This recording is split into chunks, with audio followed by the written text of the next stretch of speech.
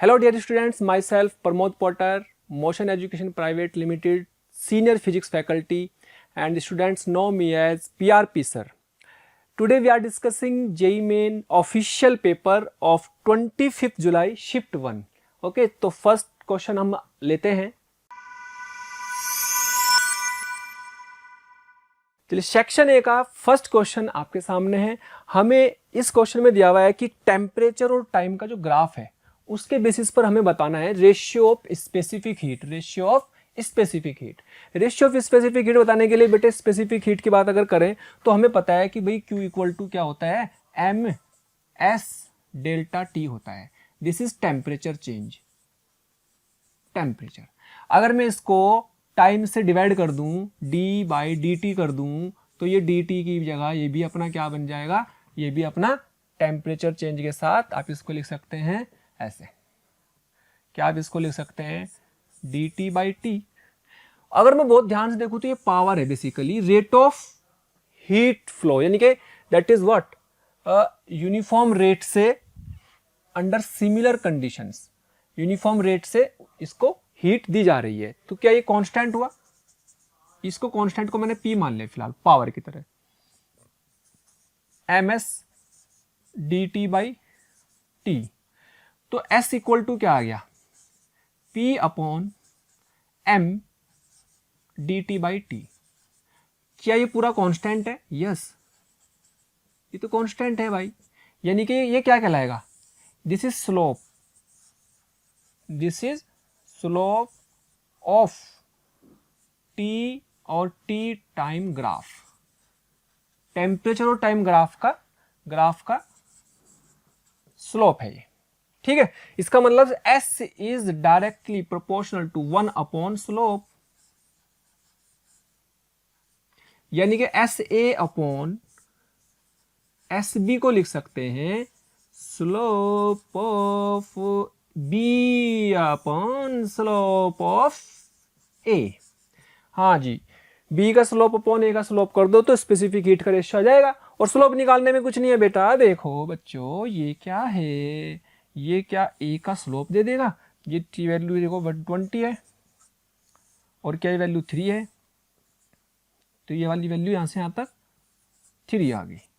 तो ए का स्लोप लिखना है तो कितना लिखेंगे 120 बाई 3, और बी का स्लोप लिखना है तो ये कितना है 90 बाई 6.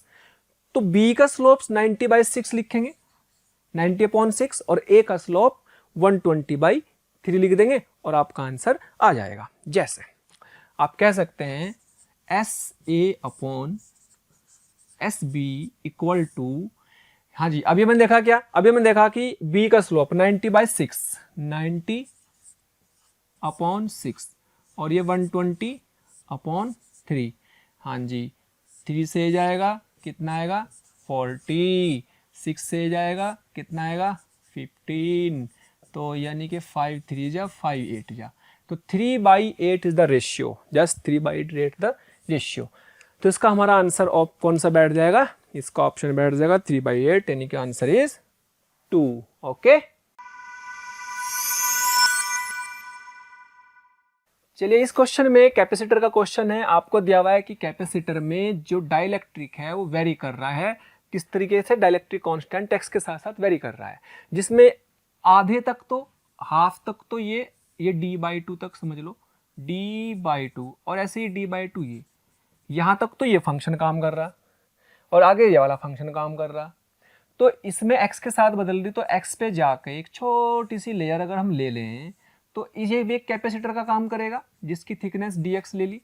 क्या ये ऐसे बहुत सारे कैपेसिटर आएंगे, तो ऐसे बहुत सारे कैपेसिटर जो आएंगे, क्या वो सारे कैपेसिटर सीरीज में होंगे, उनका जो इक्विवेलेंट होगा उन सबको जोड़ने पर मिलेगा, वो भी कैसे 1 अपॉन सी के हिसाब से, 1 upon C equal to 1 upon C1 plus 1 upon C2. तो ऐसे बहुत सारी कैपेसिटेंस आएंगे, उनको जोड़ देंगे. यानी कि हमें करना क्या है, हमें एक तरह से छोटी सी कैपेसिटेंस को मान लो DC1. ऐसा क्यों माना है मैंने, इसलिए माना क्योंकि DC1 ऐसे ही इस वाले का निकलेगा DC2, उन दोनों का रिजल्टेंट निकाल लेंगे. अगर वो सेम आई तब तो आसान हो जाएगा काम, अलग अलग आई तो निकाल लेंगे.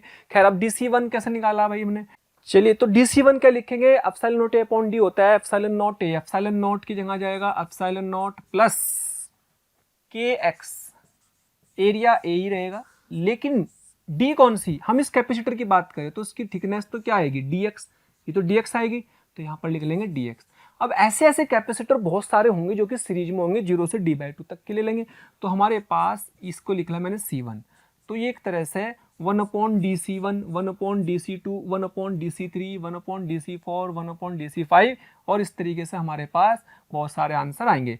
तो 1/dc1 को इंटीग्रेट कर दिया ऐसे सबको, है ना, और इसको dc लिख लो, चाहे तो dc भी लिख सकते हैं, उसमें ऐसी कोई वो बात नहीं है, कैसे बहुत सारे कैपेसिटेंस आएंगे छोटे छोटे, डीसी मान लिया हमने।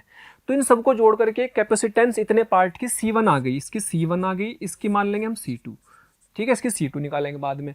तो 1/C1 इसको इंटीग्रेट किया कहां से कहां तक, 0 से लेके d/2 तक, और जब इसको उल्टा करेंगे बेटे 0 से लेके d/2 तक, तो dx तो ऊपर पहुंच जाएगा, नीचे आएगा एप्सिलॉन नॉट प्लस kx ए, इसको इंटीग्रेट करो। अब जो भी आंसर आएगा उसका उल्टा करना ना बोले भाई, उल्टा जरूर कर देना, हाँ जी।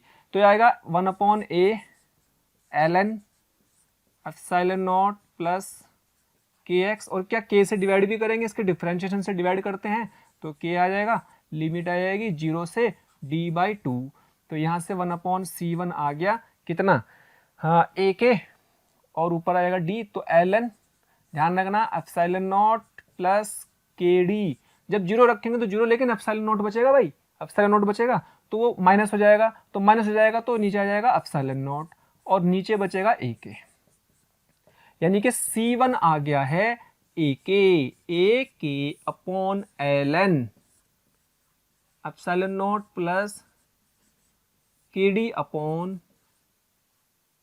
एप्सिलॉन नॉट, ठीक, kd अपॉन एप्सिलॉन नॉट। अच्छा, अब इसमें लेकिन लिमिट d/2 रखनी भाई, लिमिट d/2 रखनी, यहाँ d/2 रखेंगे तो यहाँ 2 आ जाएगा, यहाँ 2 आ जाएगा, यहाँ पे 2 आ जाएगा, क्योंकि यहाँ d/2 रखेंगे ना इसमें, तो d/2 का एलसीएम मिलेंगे तो फिर यहाँ पर भी 2 बैठ जाएगा, है ना, d/2 का एलसीएम मिलेंगे तो यहाँ पर भी 2/2 आ जाएगा। तो कुल मिला के बात ये हुई कि भाई जब हम इसमें इसका कैपेसिटेंस निकाल रहे C1, तो उसमें हमने ये फंक्शन यूज किया, और जब हम इसमें निकालेंगे d/2 से d के आगे, तो हम फंक्शन लेंगे epsilon naught plus k into d minus x. अच्छा, k into d minus x लेंगे, तो सोचो जब इसको इंटीग्रेट करेंगे तो यहाँ पर चेंज क्या आएगा, अगर हम बहुत ध्यान से देखें C2, तो C2 के लिए 1/C2 लिख लेंगे, 1/dc का इंटीग्रेशन।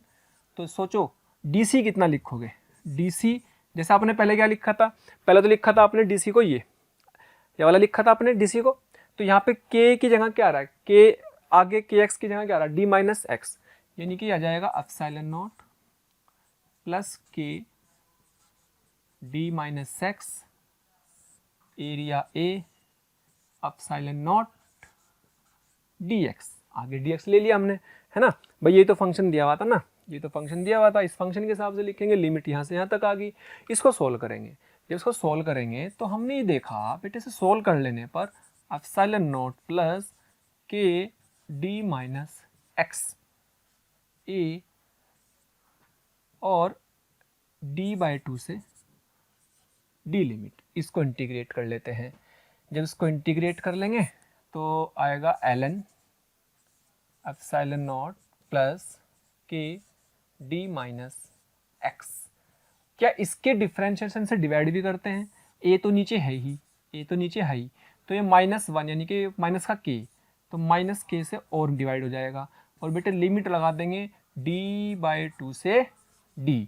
जब लिमिट लगा के इसके सोल्व करेंगे तो क्या आएगा, 1/C2 आएगा भाई, ये ध्यान रखना, 1/C2 आएगा ये। तो यहाँ पे d रखेंगे, तो यहाँ पे d रखने पर तो 0 हो जाएगा, यानी कि ln एप्सिलॉन नॉट माइनस, जब यहाँ d/2 रखेंगे तो k d/2 बचेगा, तो ln बचेगा d/2 से 2 एप्सिलॉन नॉट प्लस कितना k d upon 2, k d upon 2, यह जाएगा इतना, है ना।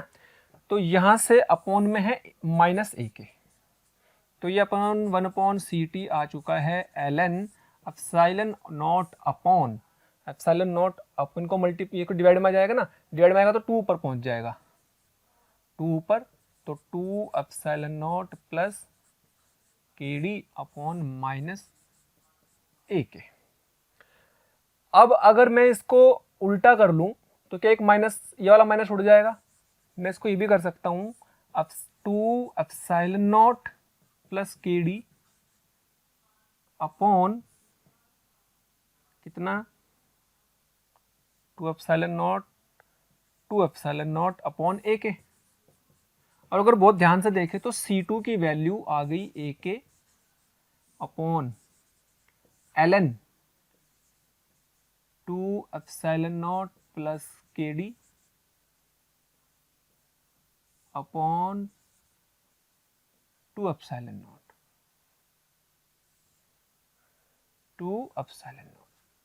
ये C2 और C1 के बराबर आया। यहाँ देखो C1 कितना आया था, C1 भी तो यही आया था, सेम C1 और सेम C2। क्या इसका मतलब C1 C2 बराबर है C मान लो, तो इसका मतलब ये हुआ कि जब C1 C2 दो कैपेसिटर सेम मान सकते हैं C और पैरेलल में, तो C इक्विवेलेंट क्या बन जाएगा, क्या C/2 बन जाएगा।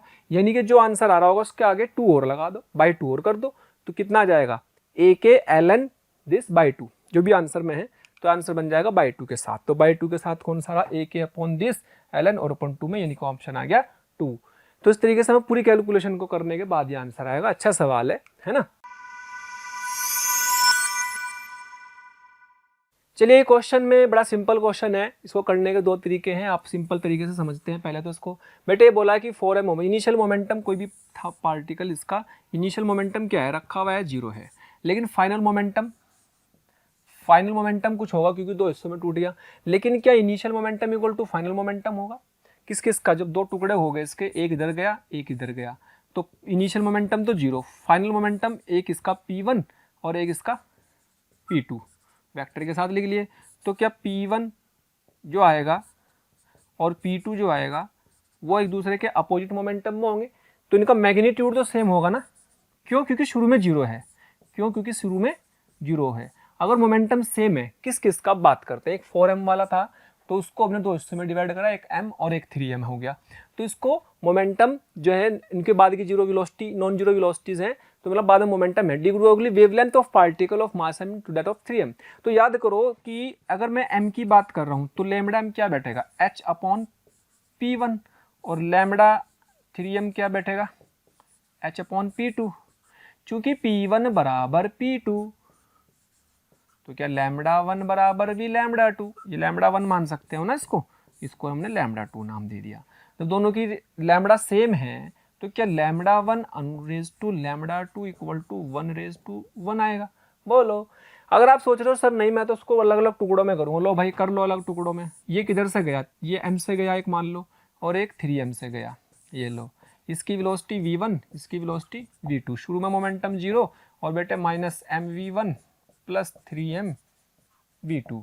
तो क्या मैं यहाँ से कह सकता हूँ v1 बराबर 3v2, और लैम्डा 1 क्या बोलेंगे, h upon mv1, lambda 1 equal to h upon mv1, और lambda 2 equal to h upon 3mv2, है ना।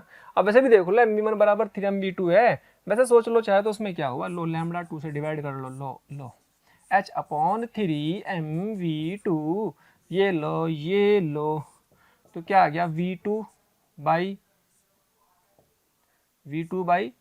v1, और 3 भी ऊपर पहुंच जाएगा। और सोचो 3 v2 की वैल्यू कितनी है ना, 3v2 की वैल्यू, बेटे v2 रख दो, v1 की वैल्यू 3v2 है, ये लो कट करके 1 आ गया, ये लो जी 1 to 1 आ गया, यानी कि ऑप्शन आ गया 4। तो लॉजिकली सोच लो ज़्यादा बेटर है। हाँ, अगर मोमेंटम शुरू में 0 ना होता तो फिर हमें ऐसे ही करना समझदारी थी। ओके, इस क्वेश्चन में आपका जो है कम्युनिकेशन सिस्टम वाले से टॉपिक से क्वेश्चन है। एम्पलीट्यूड दिया हुआ है बेटे Vm और इसकी फ्रीक्वेंसी दे रखी, दिस इज ओमेगा m। तो यहाँ से दिस इज 2 पाई FM से, पहले तो FM निकाल लो, तो ये अपने पास कितनी आ गई 2 पाई इंटू 10 की पावर 5, यानी कि मेरे पास FM की वैल्यू आ गई। क्योंकि आंसर किलो हर्ट्स में दे रखे इसलिए FM को निकालना अनिवार्य है। ये आ गया बेटे, ठीक है। अच्छा, अब ये कह रहा है कि VCT की, चलो ये पता लग गई, कह रहा है कि modulated signal now contains the message signal with lower side band and upper side band. तो सोचो बैंडविड्थ क्या होती है, बैंडविड्थ जो होती है बेटे वो होती है FC प्लस FM माइनस, है ना, ये वाला बैंड, और कितना minus FC minus FM, this is the bandwidth. ये बैंडविड्थ होती है, FC से FC कट जाएगा, कैरियर की फ्रीक्वेंसी और मैसेज की फ्रीक्वेंसी, क्या 2FM बच गया, यानी कि जो FM सिग्नल है उसकी फ्रीक्वेंसी की जरूरत पड़ रही है बस हमें। क्या मैं इसको ऑप्शन के हिसाब से मैच कराने के लिए 200 किलो हर्ट्स लिख सकता हूँ, 200 इंटू 10 की पावर 3 यानी कि 200 किलो हर्ट्स, 200 किलो हर्ट्स आ जाएगा। ओके, ये मोशन अंडर ग्रेविटी का एक बढ़िया और फेमस क्वेश्चन है जिसको हम देखते हैं। बेटे इसमें आपको दिया हुआ है कि जो है 4 सेकंड के बाद its fall to next droplet जो कि इतने मीटर पर है। जब कोई ड्रॉपलेट किसी टैब से गिर रही है, ध्यान समझेंगे, किसी टैब से, काम की बात समझें, किसी टैब से जो ड्रॉपलेट गिर रही है तो यहां से 4 सेकंड के बाद जो ड्रॉपलेट गिरी उससे पहली ड्रॉप है ना टू द नेक्स्ट होगी, जो उससे नेक्स्ट ड्रॉप होगी तो उसके ऊपर ही होगी, बोलो उसके नेक्स्ट जो मान लो ड्रॉप गिर रही, जो नेक्स्ट ड्रॉप गिरी होगी वो तो उसके ऊपर रहेगी या नीचे आएगी, ऊपर आएगी। यानी कि अगर मैं ये कहूँ कि ये एक ड्रॉप है जो कि t बराबर 4 सेकंड पर है, तो क्या मैं इसकी हाइट निकाल सकता हूँ 4 सेकंड में? यस, निकाल सकते हो। मान लीजिएगा इस हाइट को नाम दे दिया h1। तो ये h1 निकालना मेरे लिए कोई मुश्किल काम नहीं है। h1 की value half GT square 9.8, g की वैल्यू कितनी, चलो जी 9.8 इंटू टी स्क्वायर, टी की वैल्यू कितनी है भाई, टी की वैल्यू कितनी है हमें निकाल, 4 दे रखी और भाई 4 का स्क्वायर करा 16, 2 8, 8 8 60 गया 4, ये आ गया 78.4 h1। 4 सेकंड के बाद ही गिरी। अब इसमें बोला है जो नेक्स्ट ड्रॉप गिर रही होगी तो उसको ऊपर ही होगी ना, वो जो नेक्स्ट ड्रॉप गिर रही है उसके बीच की ये जो दूरी है दिस इज 34.3 मीटर, इतने मीटर दे रखी। तो सोचो ये जो दूरी आई, डिस्टेंस आई, इसमें से अगर ये माइनस कर दूं तो ये वाली डिस्टेंस क्या लिखी जाएगी, क्या मैं इसको h2 लिख सकता हूं? h2 कितनी आएगी 78.4 माइनस 34.3, दिस इज व्हाट 44.1 आ गई। यहां तक आने का जो समय है उसको मैंने मान लिया t2, इसको मैंने क्या मान लिया t2, इसको t2 मान लिया मैंने। तो t2 समय में ये जब आएगी तो मुझे पता लग जाएगा कि यहां से यहां तक कितना समय है, तो वो समय निकाल लेता हूं। उसको कैसे निकालेंगे, सोचो यहाँ से तो वेलोसिटी जीरो ही रहेगी ना, यहाँ से जो ड्रॉप गिर रही है तो जीरो वेलोसिटी से गिर रही, तो सोचो t2 निकालने के लिए क्या मैं ऐसे कर सकता हूँ 44.1 इक्वल टू हाफ g 9.8 और t स्क्वायर t2 स्क्वायर। तो ये मेरे पास कितना आया भाई, ये मेरे पास आ गया, ये आया बेटे 4.9, क्या डेसिमल से डेसिमल कट गई तो t2 स्क्वायर आ गया 4 4 और 1, ये आ गया 1 अपॉन 49, इसको अंडर रूट में ले लिया। क्या मुझे पता है कि भाई इसका 7 आएगा और इसका 21 आएगा, यस। क्या ये 3 सेकंड आ गया, ओ इसका मतलब यहाँ तक तो 4 सेकंड लगे थे, यहाँ तक तो 3 सेकंड लगे इसको, यानी कि इसको यहाँ तक आने में समय कितना लग गया, कितना टाइम लग गया, क्या ये समय हो गया 4 माइनस 3 बराबर 1 सेकंड। यानी कि ये वाली ड्रॉप जो है और इससे ऊपर वाली ड्रॉप के बीच का टाइम इंटरवल 1 सेकंड है, यानी कि 1 सेकंड के इंटरवल पर ड्रॉप गिर रही है। आप डायरेक्ट कह सकते हैं कि 1 ड्रॉप पर सेकंड, 1 ड्रॉप पर सेकंड, 1 सेकंड में एक ड्रॉप ले रही टाइम, तो सीधा सीधा सा फंडा बना गया, सिंपल। ओके, लिविया ऑप्टिक्स का बढ़िया सवाल आपके सामने दिया हुआ है जिसमें हमें यह दिया हुआ है कि dt, सोचो dt जो स्लिट के बीच की डिस्टेंस है वो दे रखी है और आपसे फ्रिंज विड्थ पूछी है, स्मॉलेस्ट फ्रिंज विड्थ और डिफरेंस पूछा है। Between largest fringe width and smallest fringe width का। तो बीटा का फॉर्मूला क्या होता है भाई, बीटा इक्वल टू क्या होता है, डी लैम्बडा अपॉन डी। अब ध्यान से सुनना कि डी लैम्बडा तो चेंज होएंगे नहीं, अगर ये डी चेंज हो रहा है तो ये चेंज होगा। सोचो जब इसकी बात मैं करूंगा मिनिमम की, जब मैं मिनिमम की बात करूंगा तो क्या D lambda upon D maximum होना चाहिए, यस। और ध्यान दे क्या D lambda upon D maximum, ये मैक्सिमम कब होगा, जब ये मैक्सिमम हो, ये मैक्सिमम वैल्यू 1, क्या maximum value D naught plus A naught होगी, yes, D naught plus A naught. अच्छा अब मिनिमम की बात कर लेते हैं साथ साथ, तो भाई मिनिमम नहीं मैक्सिमम बीटा और डी मिनिमम की बात करते हैं, तो डी लैम्बडा अपॉन, यहाँ पर मैक्सिमम होना चाहिए, ये मैक्सिमम होने के लिए डी मिनिमम होना चाहिए। मिनिमम कब होगा, जब साइन ओमेगा टी की वैल्यू मिनिमम हो। मिनिमम कितनी होती है इसकी, -1, तो याद रखेंगे साइन ओमेगा टी की वैल्यू -1 और 1 के बीच में लाई करती है, तो ये मिनिमम लेंगे, ये -1 है, ये 1 मैक्सिमम लेंगे, यानी कि आप कह सकते हैं डी माइनस ए नॉट, जब -1 रख देंगे तो ए नॉट आ जाएगी। आपसे पूछा है मैक्सिमम और मिनिमम फ्रिंज विड्थ का डिफरेंस, मैक्सिमम और मिनिमम फ्रिंज विड्थ का डिफरेंस, यानी कि D lambda upon D minus A naught D lambda upon D plus A naught. सीधी सी बात ये हो गई। तो कुल मिला के इसको बस सिंपल और इजी क्वेश्चन में काउंट होता है बेटे ये एक्चुअल में। तो डी लैम्बडा तो कॉमन ले लो और नीचे एलसीएम ले लेंगे, D square minus A naught square. ध्यान दें यहाँ डी नोट दे रखा, ये डी नोट दिया हुआ, तो आप भी इसको डी नोट लिख लें, है ना, डी नोट लिख लें, तो ये भी डी नोट लिख लें। अच्छा अब इसको लिखेंगे भाई D naught plus A naught minus D naught plus A naught, छम्मा छम्मा, ओके। इसका मतलब D lambda 2a naught upon D naught square minus A naught square. ऐसा ऑप्शन कौन सा बैठ रहा जी, ऑप्शन नंबर 2। ओके बड़ा सिंपल क्वेश्चन था इसका मतलब, है ना।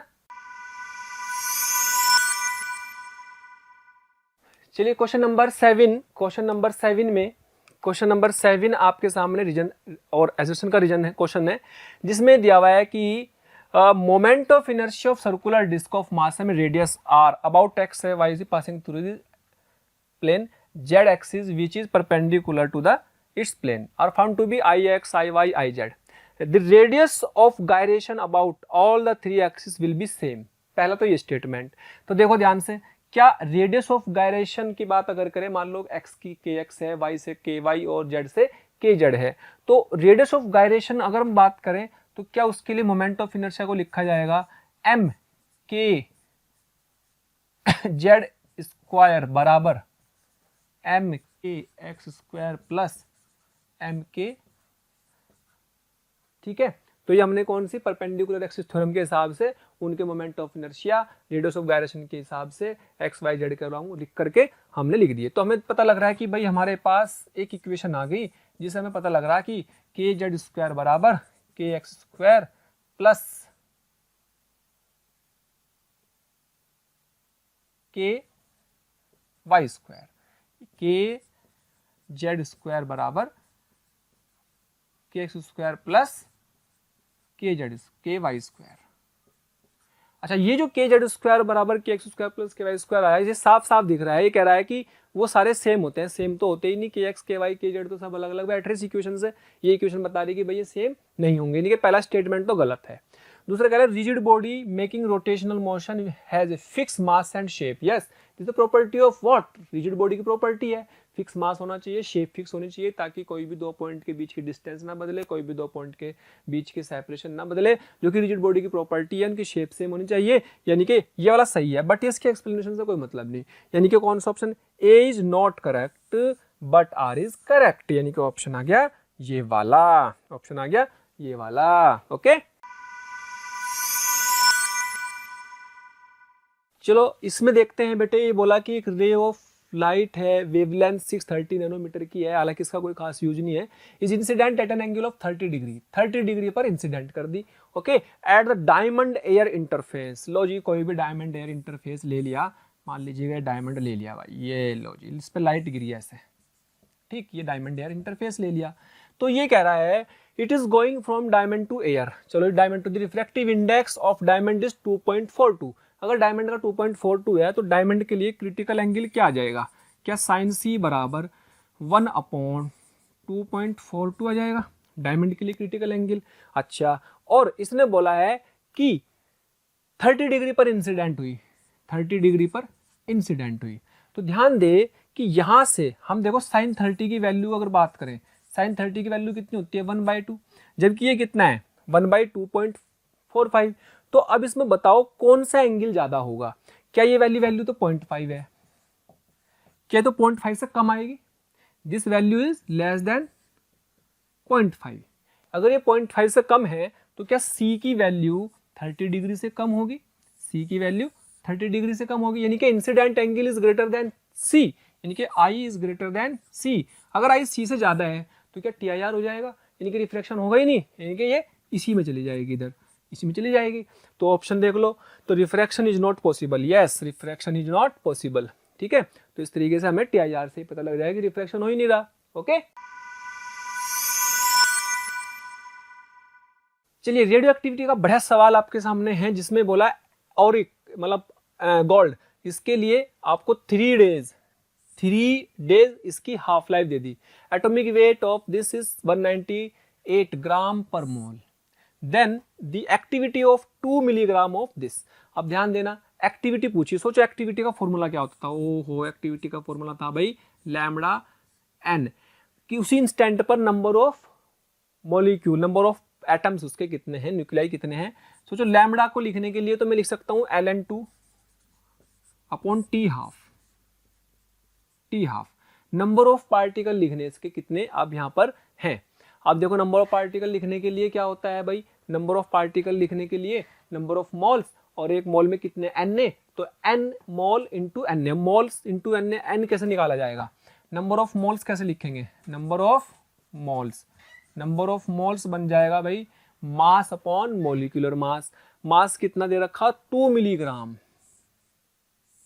2 मिलीग्राम ध्यान रखना, तो 2 इंटू 10 की पावर -6, 2 इंटू 10 की पावर -6, और मॉलिक्यूलर मास कितना जाएगा 198 है ना, ये तो मिलीग्राम में बदल लो 198 है ना, किलोग्राम की जगह मिलीग्राम में बदलो, ज्यादा अच्छा रहेगा, सॉरी ग्राम में बदल लो, ताकि जो है क्योंकि वो भी ग्राम में रह जाएगा वो भी ग्राम में रह जाएगा, तो ऐसा कर लेते हैं, इसको ग्राम में लिख लो, और ये बन गया कितना -3, तो ये ग्राम में आ गया, तो 198 भी ग्राम में आ गया। तो नंबर ऑफ मोल्स आ गए, नंबर ऑफ मोल्स आए तो एक मोल में Na के बराबर होते हैं, एक मोल में Na पार्टिकल होते हैं, तो इतने मोल में कितने पार्टिकल, इनके n equal to number of moles into Na, यानी कि कुल मिला के आपको यहाँ के क्या लिखना, यहाँ पे लिखना है n इंटू Na। अब ध्यान दे ln2 की वैल्यू तो चलो मुझे पता है 0.693 होती है, टी हाफ 3 दिन, क्योंकि हम इसमें डिसइंटीग्रेशन पर सेकंड के हिसाब से लेना, तो सेकंड में लाना, तो 3 दिन को क्या लिखेंगे 3 into 24 into 60 into n number of moles आ चुके हैं 2 इंटू 10 की पावर -3 अपॉन 198 आ गया, और ये आएगी कितनी 6.02 10 की पावर 23। अगर हम इसको सॉल्व कर लेंगे, सॉल्व कर लेने के बाद हमारे पास अगर इसको बहुत ध्यान से देखें तो इसको बहुत ध्यान से देखने पर हमारे पास इसकी वैल्यू कितनी बैठ जाएगी, ये बैठ जाएगी 16.18 मल्टीप्लाई डिवाइड सब सही से करने के बाद ही आ जाएगा, तो ऑप्शन आ जाएगा हमारे पास 2। ओके, चलिए वेक्टर पर बेस्ड अच्छा क्वेश्चन इसमें दिया है इस बार, तो वेक्टर पर बेस्ड हमें देखना है, तो हमें तो सिर्फ ये देखना है कि भाई किसी भी ट्रायंगल लो क्या होता है, अगर ये अपने पास एक वेक्टर ए है और एक वेक्टर अपने पास ये है, ये वेक्टर बी हो गया, तो ये कहलाता है हमारा C इक्वल टू A प्लस बी, ये वेक्टर का ट्रायंगल लो है, जो हमें याद रखना, दिमाग में हमारे ये रहना चाहिए इस सवाल को करते समय। जब हम इस सवाल को कर रहे हैं, इस क्वेश्चन को कर रहे हैं, तो हमारे दिमाग में ये पॉइंट रहना चाहिए। अब मैच करते हैं, ध्यान दो C माइनस ए बी, यानी कि क्या मैं C बराबर ए प्लस बी, सी बराबर ए प्लस बी। देखो कहाँ है, सी की वैल्यू ए प्लस बी के बराबर कौन से में बैटरी होगी, यहाँ से देखो, यानी कि इसके हेड से निकलना चाहिए बी। तो सोचो या ए यहाँ पर भी नहीं बैठ रहा, ए ये रहा, इसके हेड से बी निकल रहा, ये भी नहीं बैठ रहा, क्योंकि सी इधर आना चाहिए, तो सही इधर जा रहा है ना। तो यहाँ पर देखो भाई, यहाँ पर देखो ए ऐसे जा रहा है, बी इसकी तरफ आ रहा, ए ऐसे जा रहा है, यहाँ देखो ए के हेड से बी निकल रहा है भाई, ए के हेड से बी निकल रहा है भाई, और लास्ट में ए का पहला और सी इसके बी के हेड से मिल रहा है, तो यानी कि यहाँ पे ट्रायंगल लॉ फॉलो हो रहा है, C equal to A plus B. इसका मतलब क्या हुआ, C equal to A plus B हो रहा है, तो इसका मतलब ये हो गया कि मेरे पास इसमें फोर्थ ऑप्शन आएगा ए से, यानी कि ए मैच किससे करेगा, फोर्थ से। तो एक तो सही हो गया, ए फोर्थ। सोचो ए फोर्थ मेरे पास दो में है, तो ये दो तो उड़ गए, दो में तो है नहीं ए फोर्थ, इन दो में से ऑप्शन बनेगा, तो वन में से या टू में से। अब बात करते हैं इसकी, तो क्या ए बराबर सी प्लस बी या बी प्लस सी। तो देखो बी प्लस सी कहाँ बैठ रहा है भाई, बी प्लस सी, बी और सी होने चाहिए, देखो कहाँ पर बैठ रहा है।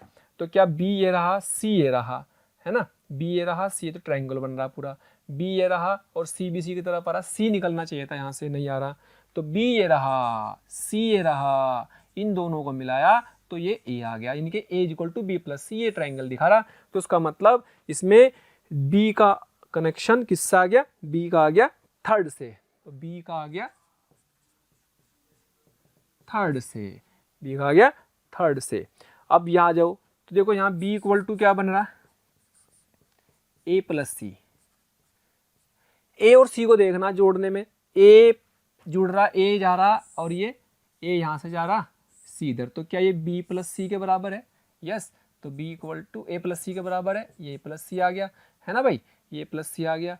और यहाँ पर क्या आया था, यहाँ पर आ रहा था बेटे ए बराबर बी प्लस सी, यहाँ पर क्या आ रहा था भाई, यहाँ पर आ रहा था हमारे पास सी बराबर ए प्लस बी। तो ये यानी कि इसमें कौन सा मैच कर गया, इसमें मैच कर गया सी वाला फर्स्ट से, तो सी वाला मैच कर गया फर्स्ट से। तो देखो उसमें कौन सा सी थर्ड आपका बी से, सी वाला फर्स्ट से, तो यहाँ तक की कहानी सेम, यानी कि टू वाला मैच करेगा।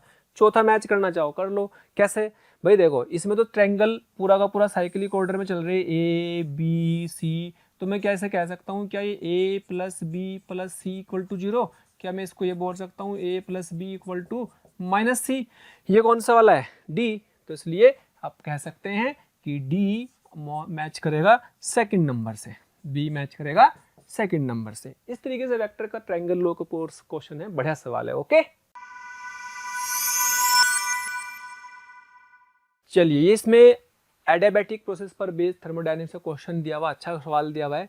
मोनोएटॉमिक गैस है, ठीक है, मोनोएटॉमिक गैस सिर्फ इसलिए दे दी गई है कि यहाँ से आपको गामा पता लग चुका है, और गामा की वैल्यू क्या होती है मोनोएटॉमिक के लिए, गामा की वैल्यू होती है 5/3, गामा की वैल्यू 5/3 हो जाएगी, है ना।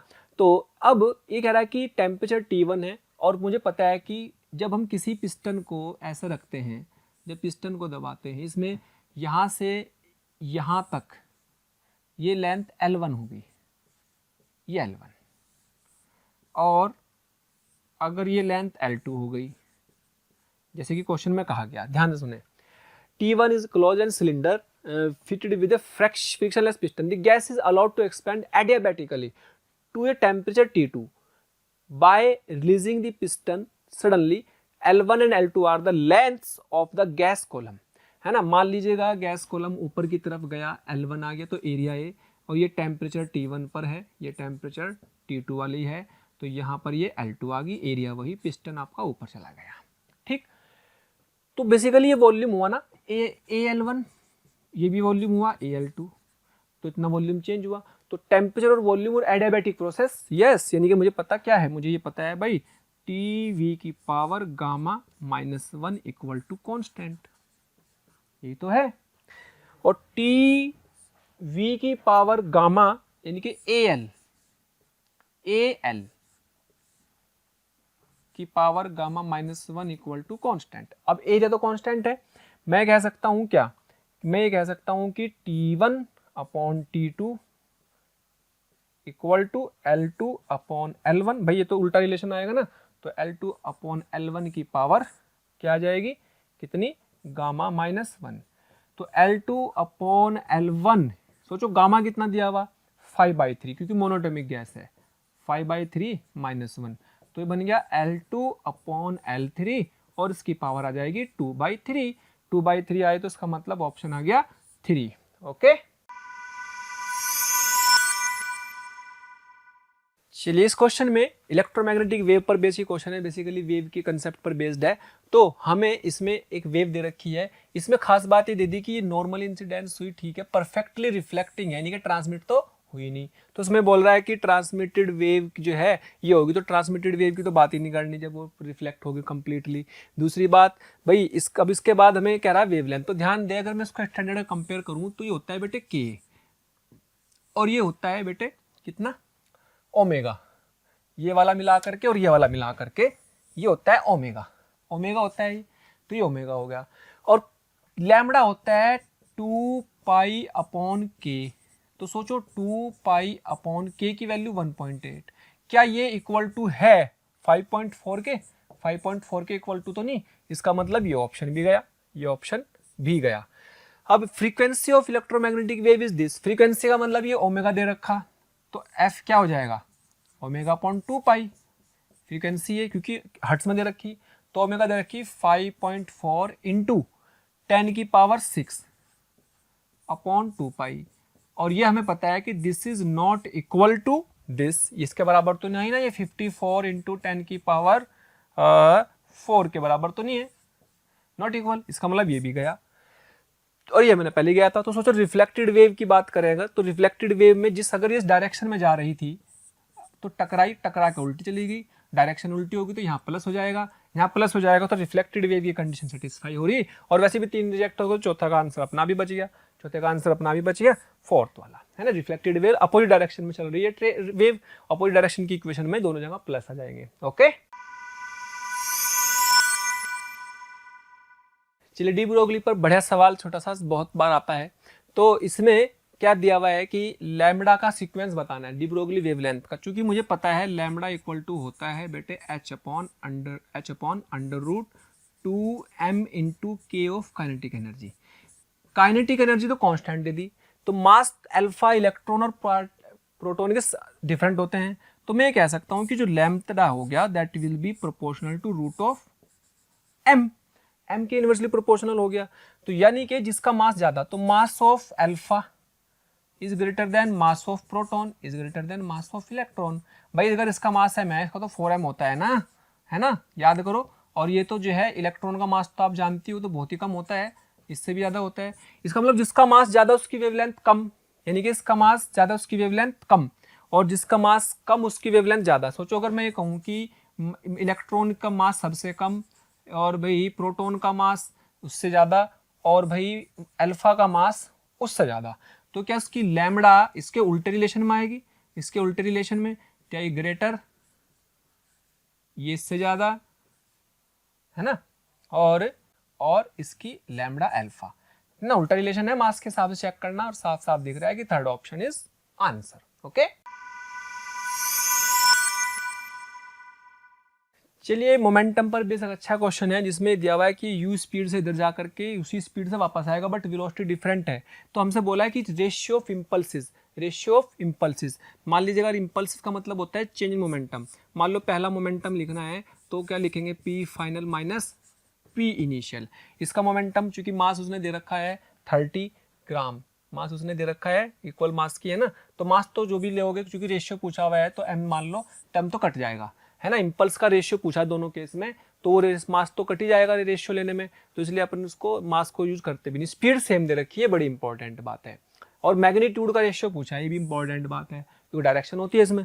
तो चलो जी यहाँ क्या लिखेंगे, क्या m इंटू कि जाने का फाइनल मोमेंटम तो क्या हो जाएगा, जाने की स्पीड तो u, और वापस आने की स्पीड कितनी माइनस के u i कैप, और इधर जाने की u i कैप, तो m into final m into u i cap minus का, और m into u i cap, तो क्या आ गया माइनस के 2m u i cap, this is J1, और बेटे इसको लिखेंगे आप कितना, इसको आप लिख लेंगे मैग्नीट्यूड की फॉर्म में 2mu, डायरेक्ट भी याद रख सकते हो, सबको पता है इसका। इसकी बात करते हैं भाई इनिशियल मोमेंटम। क्या ये 45 है, इसकी स्पीड u। अगर मैं इनिशियल मोमेंटम की बात करूं कि u/√2, क्या ये u/√2 नीचे की तरफ है ना, तो क्या इनिशियल मोमेंटम को अगर मैं लिखूं u/√2 i cap minus u/√2 j cap, ये आएगा। और p फाइनल का मतलब एक इस तरफ कंपोनेंट एक इस तरफ, क्योंकि स्पीड सेम है, 45 एंगल सेम रहेगा यहाँ पर, क्योंकि जितना ये है उतना एंगल पर जा रहा। तो 45 पर ये आया, तो यहाँ पर भी ये u/√2 हो गई और ये भी u/√2 हो गई। यानी कि फाइनल मोमेंटम को क्या लिख सकते हैं, इसको लिख सकते हैं u/√2 माइनस का minus u/√2 i cap minus के u/√2 j कैप, माइनस के u/√2 i कैप माइनस के u/√2 j कैप। तो p final minus p initial कितना आएगा, और उसमें m से मल्टीप्लाई कर लेना भाई, m से मल्टीप्लाई मत भूलना, m तो सब में मल्टीप्लाई होगा ही, कॉमन रखे उसको, q तो वैसे भी कट जाना, जैसे यहाँ पे 2mu आया। अगर मैं बात कर रहा हूँ चेंज इन मोमेंटम की, तो जब इसमें से p final minus p initial करेंगे, यहाँ माइनस भी है, तो क्या आप बहुत ध्यान से देखोगे, दिस माइनस दिस करेंगे तो ये j वाला कट जाएगा और ये बच जाएंगे माइनस के 2u i और m अपॉन √2, और इसको मान लो j2, तो j2 का मतलब इसका मैग्नीट्यूड ले लो, तो वो कितना आएगा 2mu/√2 या फिर mu√2, और इनका रेशियो ले लो, लो जी J1/J2 कह रहा है कि get the reflected back to the ratio of the magnitude of impulses to ball A and B। तो A में कितना 2mu, और इसमें कितना mu√2, mu से mu गया, √2 से गया, तो कितना बच गया, √2 बच गया, तो √2 1, ऑप्शन आ गया 2। तो सिंपल क्वेश्चन, ओके। चलिए elasticity coefficient of elasticity that is Young's modulus coefficient, उसके ऊपर ये क्वेश्चन दिया हुआ है। इसमें दिया हुआ है कि दो वायर है सेम लेंथ के हैं, रेडियस उनको ज्वाइन कर दिया है ना, तो उनकी रेडियस सेम है and are join end to end. बेटे एक लेंथ अगर ऐसी होती है कोई भी, इस पर कोई भी फोर्स लगा करके इसकी लेंथ में कुछ भी चेंज आया, मान लीजिएगा डेल्टा एल का चेंज आया, इसमें डेल्टा L1 का चेंज आ गया, इसकी लेंथ मान लो कुछ भी L1, ये L1 मान ली, शुरू में L1 थी, L1 डेल्टा जिसका Y1 मान लिया। ये कह रहा है कि दूसरी एक और है जिसमें मान लीजिएगा इसका Y2 है, तो एक ही इनको जोड़ करके एक ही मटेरियल के बराबर, जिसको मैं कह सकता हूँ छका दोनों की लेंथ सेम है, ये भी L ले लो ये भी L, तो क्या ये 2L हो जाएगी, ये 2L, इसका Y इक्विवेलेंट बताना है, और जिसका डेल्टा L और F और एरिया ये सब कुछ सेम हो, है ना। तो डेल्टा L जो आएगा इसका ये आ गया, इसका डेल्टा L1 कुछ हो गया, ये L2। अब ध्यान से सुनेंगे कि भाई जो डेल्टा L आएगा क्या वो डेल्टा L1/डेल्टा 2 आएगा, और मुझे ये भी पता होना चाहिए कि भाई Y का फॉर्मूला क्या होता है, F अपॉन एरिया, तो बेटे डेल्टा L इंटू L ये होता है। तो अब मैं अगर बात करूं कि डेल्टा L की बात करूं, तो डेल्टा L क्या बन जाएगा, डेल्टा L बन जाएगा FL अपॉन AY, ये बनेगा। तो डेल्टा L यहाँ पर ये है कि L1 प्लस डेल्टा L2, ये तो बोला जोड़ा, इनको जोड़ा Y1 Y2 है, तो the combination behave as a single wire then its Young's modulus, single wire के बराबर ही कर रहा है तो उसकी लेंथ तो 12 होगी, तो उसमें लेकिन जो इलोंगेशन आ जाएगा L1 डेल्टा L1 इसमें था, डेल्टा L2 इसमें था, तो वो कितने के बराबर होगा। तो सोचो डेल्टा L जब इसकी बात करेंगे तो यहाँ पर ये लेंथ पूरे के लिए तो 12 आ गई, F अपॉन A, क्या पूरे के लिए 12 अपॉन, लेकिन इसका Y कुछ और हो जाएगा, Y इक्विवेलेंट बराबर डेल्टा L1 क्या F बाई ए, इसकी लेंथ L अपॉन Y1, और क्या F अपॉन ए और ये L अपॉन Y2। तो ध्यान से देखो ये तो उड़ गया, है ना, और एल से एल भी उड़ गया, एल से एल भी उड़ गया, यहाँ से क्या बचा 1 अपॉन उड़ गया मतलब कट गया, y इक्विवेलेंट बराबर 1 अपॉन y1, यानी कि जैसे रेजिस्टेंस होते हैं पैरेलल में उस तरीके से हमें इनको हैंडल कर लेना है। यहाँ से अपने पास y इक्विवेलेंट सोल्व कर लेने पर क्या आएगा y1 y2 y1 plus y2। तो यहाँ से ये ऑप्शन कौन सा मैच कर रहा है? ये 2 रह गया भाई, यहाँ पे 2 है, ये 2 रह गया, जब यहाँ 2 होगा तो यहाँ 2 आ जाएगा और यहाँ 2 आ जाएगा तो ऑप्शन आ गया 3rd नंबर का। ओके, तो इस बात का ध्यान रखेंगे, ये 2 भी है यहाँ पर क्योंकि उसकी तो लंबाई 12 हो चुकी थी ना, इसीलिए ऑप्शन इज 3। क्लियर? चलिए इसमें आपको लॉजिक गेट दिया हुआ, सिंपल, बहुत सिंपल क्वेश्चन, आपको सिर्फ पे पहचानना है कि कौन सा लॉजिक गेट है। तो बेटे डी मॉर्गन थ्योरम भी हमें आती है, बहुत सारी तरीके से स्टैंडर्ड है, याद भी रख सकते हो, लेकिन मुझे पता है कि ये ए है और ये नॉट गेट का काम करता है, तो यहाँ से मुझे ए बार मिलेगा, ये भी नॉट गेट का काम करता है, यहाँ से बी बार मिलेगा।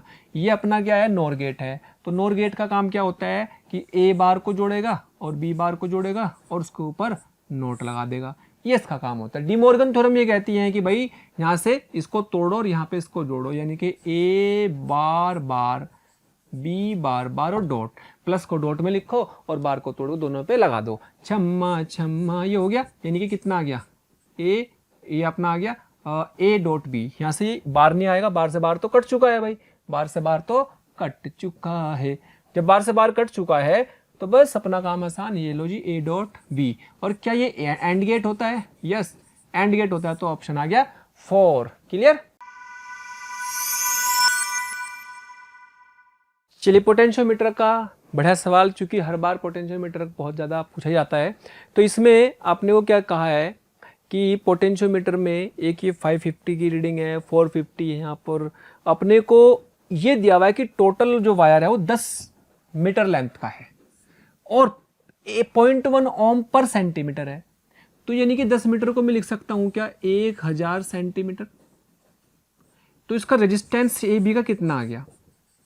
ए बी का रेजिस्टेंस आ गया बेटे 1000 इंटू 0.1, क्यों? क्योंकि 0.1 ओम पर सेंटीमीटर है, यानी कि इसका टोटल रेजिस्टेंस 100 में। पहले तो इसका रेजिस्टेंस निकाल लिया हमने। ऐसा क्यों करा भाई? ऐसा इसलिए करा मेरे बच्चों क्योंकि इसमें हमने ये पूछा है कि maximum value of EMF in measured by this potentiometer. Maximum तो तब मेजर करेंगे अगर मेरे को यहाँ से यहाँ तक का पूरा रेजिस्टेंस यूज कर लूँ मैं। मैक्सिमम तो तभी आएगा जितनी ज़्यादा लंबाई उतना ज़्यादा पोटेंशियल डिफरेंस मेजर करेगा। ये तो रीडिंग देता है, तो मैक्सिमम तब आएगा जब ये आर बी के लिए, तो V max at R A B बराबर 10 ओम। ये सोम के अक्रॉस मैक्सिमम वोल्टेज मेजर कर सकते हैं। इसका मतलब ये होगा कि 6 वोल्ट ये रहा, यहाँ से यहाँ तक ये 100 ओम हो गया है, 100 ओम हो गया है। ये वोल्टेज डिवाइडर लगाओ, 20 ओम, 100 ओम, 100 ओम के अक्रॉस जो वोल्टेज होगा वही मैक्सिमम वोल्टेज मेजर करेगा। यानी कि वोल्टेज डिवाइडर जो मैक्सिमम आएगा वो कितना आएगा? तो वो आएगा बेटे 6 ओम, 6 वोल्ट इंटू 100 अपॉन 100 प्लस कितना 20 ओम। क्या इसको सोल्व कर लेंगे? यस, अपॉन 120, जी ये कट गया, ये कट गया, तो इससे कटने के बाद ये 5 आ गया। इसका मतलब मैक्सिमम 5 वोल्ट ये मेजर कर सकता है, क्योंकि भाई कुछ तो ये भी खा जाएगा 20 ओम, यानी कि 1 वोल्ट ये खा जाएगा, है ना। तो 5 वोल्ट मैक्सिमम मेजर कर सकता है, तो आंसर आ गया ये वाला 3 वाला ऑप्शन करेक्ट है। क्लियर? चलिए ये क्वेश्चन आपका ग्रेविटेशन का एक तरह से एंगुलर मोमेंटम पर बेस्ड है। जब इसने बोला minimum and maximum distance of a planet revolving around the sun are x1 and x2। Sun को हम कहाँ मानते हैं? इलिप्टिकल ऑर्बिट में इसको एक जगह मान लेते हैं, है ना।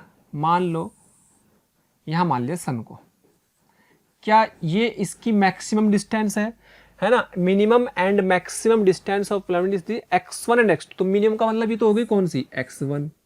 ये कौन सी होगी? x2। ये कौन हो गया हमारा पास?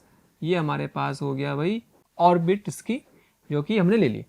खैर अब ये कह रहा है कि हमें पता है कि एंगुलर मोमेंटम इसमें कंजर्व रहता है, एंगुलर मोमेंटम हमेशा इसमें कंजर्व रहता है जब इस पर घूम रहा होता है, इस पर कोई भी प्लैनेट घूम रहा है तो इसमें एंगुलर मोमेंटम कंजर्व रहता है। तो इफ दी, क्योंकि नेटवर्क उस तरह से जीरो रहता है ग्रेविटेशन के कारण, if the minimum speed of the planet on it's trajectory is v0। अब मिनिमम स्पीड कहाँ पर होगी? मिनिमम स्पीड वहां पर होगी जहां डिस्टेंस मैक्सिमम है, यानी कि यहां पर स्पीड मिनिमम, यहां पर v0 है, तो यहां पर स्पीड कितनी होगी? यहां पर स्पीड कितनी होगी?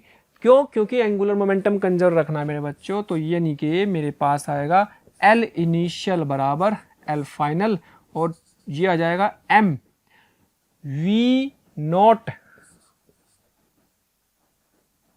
x, m v0 x2 equal to, और m v x1, तो m से m तो कट जाएगा, तो v इक्वल टू क्या आ गया? v0 x2 डिवाइड बाय कितना? x1। तो कौन सा ऑप्शन हुआ? v0 x2 डिवाइड बाय, तो ये बड़ा सिंपल सवाल था एक्चुअल में, है ना। तो इसमें अपना ऑप्शन हो जाएगा 3, ठीक है। चलिए, इस क्वेश्चन में आपको क्या दिया हुआ है कि Cp minus CV equal to R में एक स्टेट है जिसको स्टेट P नाम दिया गया, इस पर टेम्परेचर दिया हुआ है TP। फिर इसने बोला कि अगर Cp minus CV equal to 1.1 R है तो स्टेट है TQ, स्टेट है TQ, and the temperature into different state TP and TQ, तो इनमें क्या रिलेशन होगा? ध्यान देखिए, Cp माइनस CV तो आइडियल गैस इक्वेशन के लिए है ना, this is for ideal gas, क्योंकि इसको प्रूफ ही किससे किया था? आइडियल गैस के लिए किया था। आइडियल गैस की इक्वेशन क्या होती थी? ध्यान दे, PV इक्वल टू nRT, तो गैस के नंबर ऑफ मोल्स तो सेम ही है, लेकिन अगर किसी टाइम पर ये मैं TP की बात कर रहा हूं तो R ये रहेगा, तो TP को तो मैंने लिख दिया क्या? PV upon nR। लेकिन अगर T किसी टाइम पर अगर ये बात होगी तो उसका मतलब उस केस पर ये आइडियल गैस इक्वेशन नहीं है, आइडियल गैस इक्वेशन ये थोड़ा सा, इसका मतलब ये थोड़ा सा ज़्यादा आ रहा है R, इसमें 1.1 R, यानी कि यहाँ पर मुझे इसकी वैल्यू 1.1 R लिखनी पड़ेगी, 1.1 R लिखनी पड़ेगी, तो इसका मतलब थोड़ा सा अलग चेंज आंसर आ रहा होगा। या मैं कह सकता हूँ कि TPV equal to 1 into 1.1 R TQ, ऐसा कह सकता हूँ। तो ये जो 1 पॉइंट अपने पास आया है PV equal to n into 1.1 R TQ, तो मैं यहाँ से अगर देखूँ TQ की वैल्यू PV अपॉन 1.1 R, और एक आ रहा है मेरे पास TP equal to PV upon NR। तो ध्यान दें कि क्या इसमें 1.1 R ज़्यादा है तो TQ कम होगा, TQ कम हो गया और TP इसके कंपेयर में ज़्यादा हो गया, तो TP is greater then TQ, TP is greater then TQ, TP greater than TQ option बन जाएगा 4th नंबर। और वैसे भी सोच सकते हैं कि ये एक्चुअल में आइडियल गैस की बात हो रही, आइडियल गैस के केस में हाई टेम्परेचर पर होनी चाहिए गैस, तभी वो आइडियल गैस होगी, तभी वो R बनेगा। अगर आपने कभी ये ग्राफ पढ़ा हो इसका, ये R का और टेम्परेचर का ग्राफ, या एट गैस इसमें किसी उस पर प्रेशर पर ग्राफ बनाते हैं तो ये कांस्टेंट आता है, अलग अलग प्रेशर पर भी बनाते हैं, लेकिन एक टेम्परेचर अगर उसको हाई कर देंगे, अगर टेम्परेचर को हाई कर देंगे तो ये डाइविएट होने लगता है, ऐसा बनने लगता है। तो इसका मतलब जितना ज़्यादा टेम्परेचर उतनी इसकी R की वैल्यू चेंज होने लगती है, जितना ज़्यादा टेम्परेचर R की वैल्यू उतनी ही ज़्यादा चेंज होने लगती है। तो इसका मतलब ये हुआ कि आइडियल के केस में ही टेम्परेचर जो होगा हमारा ये वाला ज़्यादा होगा TP, क्योंकि हायर टेम्परेचर पर ये आइडियल की तरह काम करेगा। ये लॉजिक भी समझ सकते हैं, और या फिर हमने जो लॉजिक यहाँ बताया इसके अकॉर्डिंग इसको आप सोच सकते हैं, क्लियर, या फिर अपने ग्राफ से भी सोच सकते हैं, क्लियर। चलिए, रेडियो एक्टिव पर फिर से क्वेश्चन हम देखते हैं इसमें। तो हमारे पास क्या बोला है कि some nuclei of the radioactive matter undergoing radioactive decay, the time gap between instances when quarter of the nuclei have decayed, quarter of nuclei decayed हो चुकी है, तो बची कितनी? अगर इनिशियली n0 थी, n0 by 4 डिकेड हो गई, तो बची कितनी बेटा? बच गई 3 n0 by 4, ये क्या हो गई? रिमेन, ये रिमेन हो गई। जितनी बची उसके लिए फॉर्मूला हमारे पास होता है 3 n0 by 4 equal to N nought e की पावर माइनस लैम्बडा, और इसमें कोई टाइम t1 पर है ये।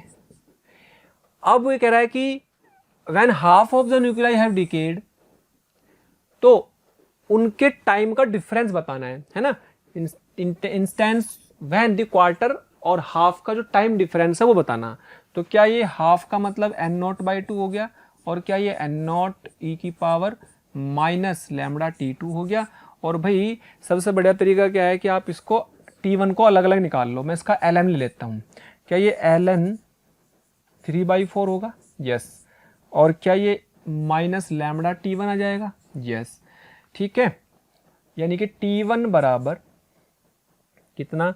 Minus lambda t1। ओके, और t1 इक्वल टू आ गया अगर मैं इसको 4/3 कर लूँ तो उसमें कोई बुराई तो नहीं, क्योंकि माइनस हट जाएगा। तो मैं इसको करता हूँ ln 4/3। इससे क्या फ़ायदा होगा भाई? इससे ये फ़ायदा होगा बेटे, लैम्बडा t1 लिख लेंगे, और जो यहाँ पर से t1 आएगा या लैम्बडा, इसको इक्वेशन नंबर 1 डाल लो फिलहाल, तो इसकी अभी ले लेते हैं, इसको घटा लेंगे बाद में।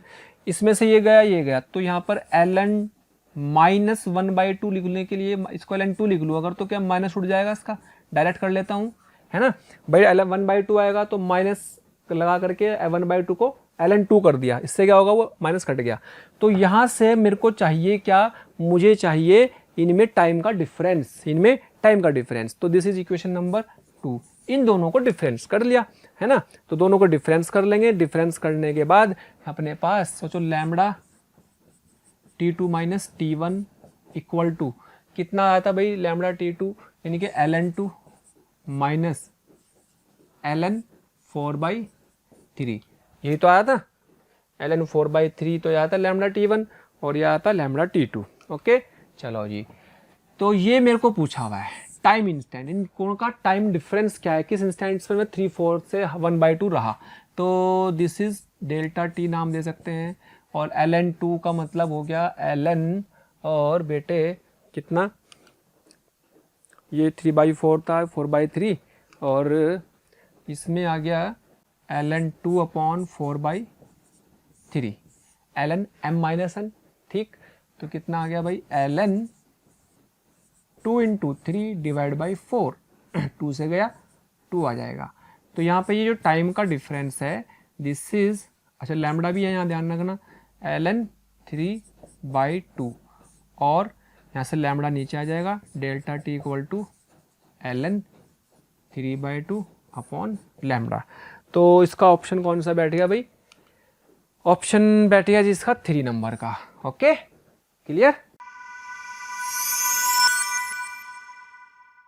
चलिए सेक्शन बी में अपना पहला क्वेश्चन ये है जिसमें दिया हुआ है कि ससेप्टिबिलिटी यानी कि ये ऐसा कुछ, इसकी वैल्यू हमें 2.2 10⁻⁵ दी हुई है। तो percentage increase in magnetic field in space with in the current carrying toroid. Toroid है जिसके अंदर कोई मटेरियल भी है, तो उसके अंदर उसमें एल्यूमिनियम, फील्ड विद एल्यूमिनियम से भरा हुआ है, तो हमें उसके अंदर percentage increase in magnetic field, जब हम कोई चीज़ मटेरियल भर देते हैं किसी भी सोलेनॉइड के अंदर या टोरॉइड के अंदर, तो उसमें उसकी जो है मैग्नेटिक फील्ड बढ़ जाता है, यही वजह से उसको भरते भी हैं। तो एक्चुअल में जब उसमें भर देते हैं उसमें नेट मैग्नेटिक फील्ड जो आता है वो आता है बेटे μ0 H+I, जिसे हम इंटेंसिटी ऑफ मैग्नेटाइजेशन I कहते हैं, और ये मैग्नेटिक इंटेंसिटी H होती है, यानी कि ये नेट मैग्नेटिक फील्ड है। μ0 H को मैं लिख सकता हूँ 1+I/H, और मुझे पता है कि ये B0 कहलाता है। ये क्या कहलाता है? B0। ये B0 कहलाता है जब हम कोई मटेरियल नहीं भरते। ये मेरा क्या कहलाता है? ये कहलाता है साई, जिसे हम बोलते हैं ससेप्टिबिलिटी, तो यहाँ से वो बहुत ध्यान से देखें अगर, तो क्या B + B0 + B0 साई, यहाँ से मेरे को समझ में आ गया भी B - B0 upon B0 equal to this, यानी कि ससेप्टिबिलिटी के इक्वल आ गया, ससेप्टिबिलिटी के। और अगर मैं इसमें दोनों तरफ 100 से मल्टीप्लाई कर दूं, क्या this is percentage increase in magnetic field हुआ, यानी कि इसमें 100 से मल्टीप्लाई कर दो तो मेरा आंसर हो जाएगा। ये कितना दे रखा है भाई? 2.2 × 10⁻⁵ इंटू 100, क्या ये 10 की पावर 2.2 इंटू 10 की पावर -3 हो गया। और क्या मैं कह सकता हूँ 22/10 की पावर 4 बन गया। और क्या मैं ये भी कह सकता हूँ कि मेरे पास अगर से कंपेयर करा जाए x/10 की पावर 4 से, तो x की वैल्यू आ गई 22। इस तरीके से आप इस सवाल को कर सकते हैं। तो that is option is, answer is 22। Okay, चलिए इस क्वेश्चन को देखते हैं। इलेक्ट्रोस्टैटिक्स पर बेस्ड क्वेश्चन दिया हुआ है।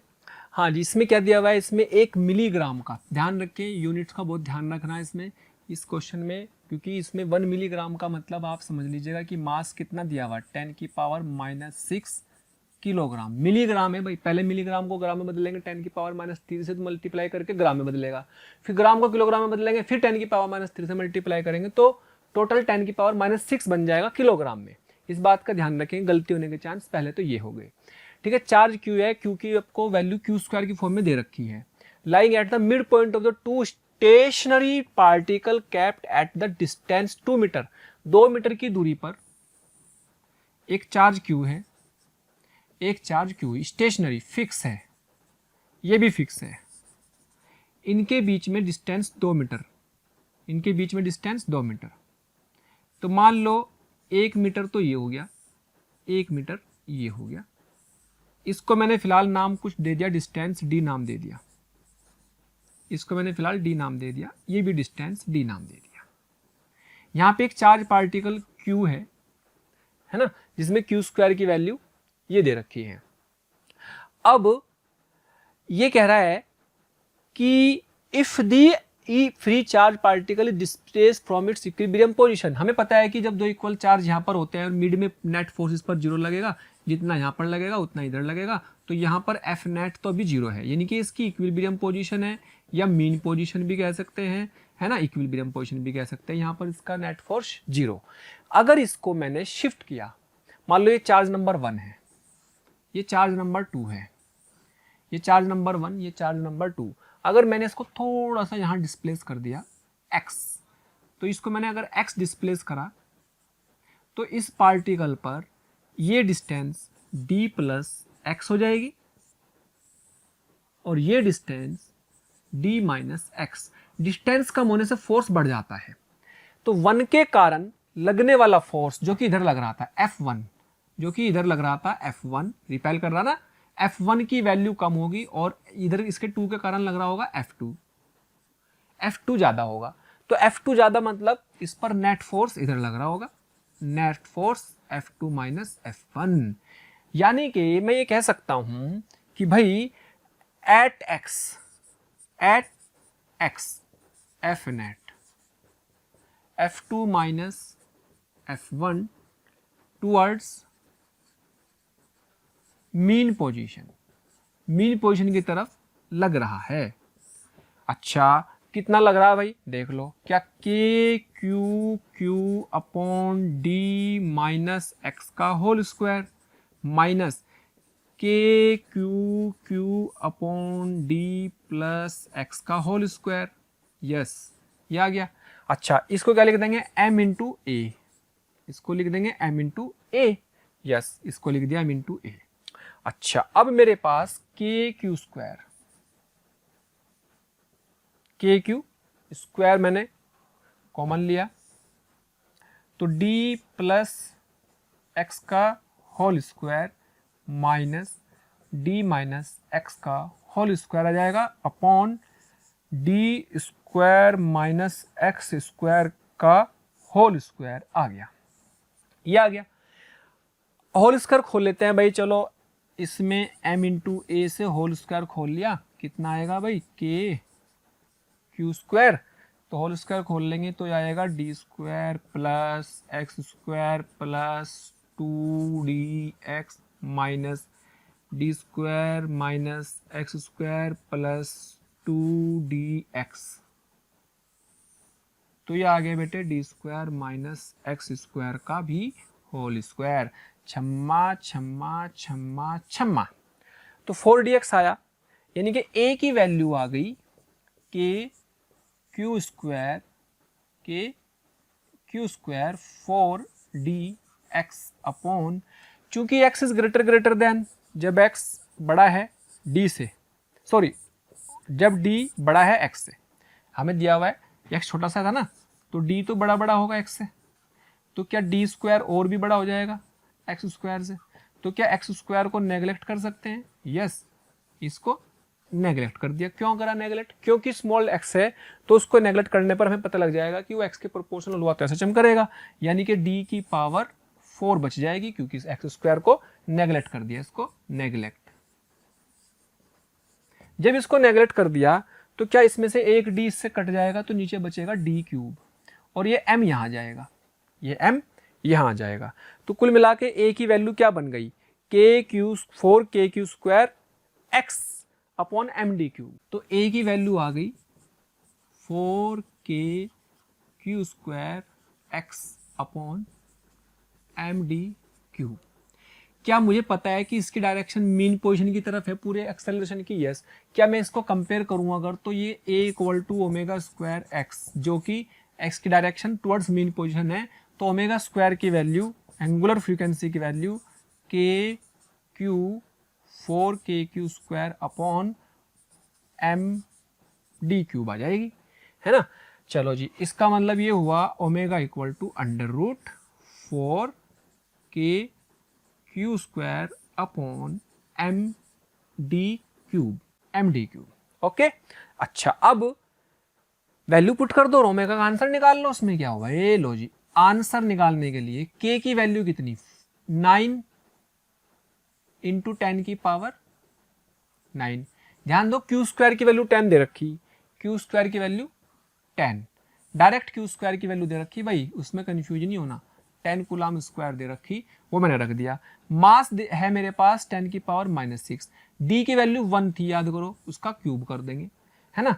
तो सोचो कि 9 से आया अंडर रूट के अंदर 36, और 10 की पावर कितनी, 10 की पावर कितनी 6, 10 की पावर -6 ऊपर जाएंगी, है ना, ये 10 की पावर 10 और 10 की पावर 16, यानी कि 10 की पावर 16 आ गई।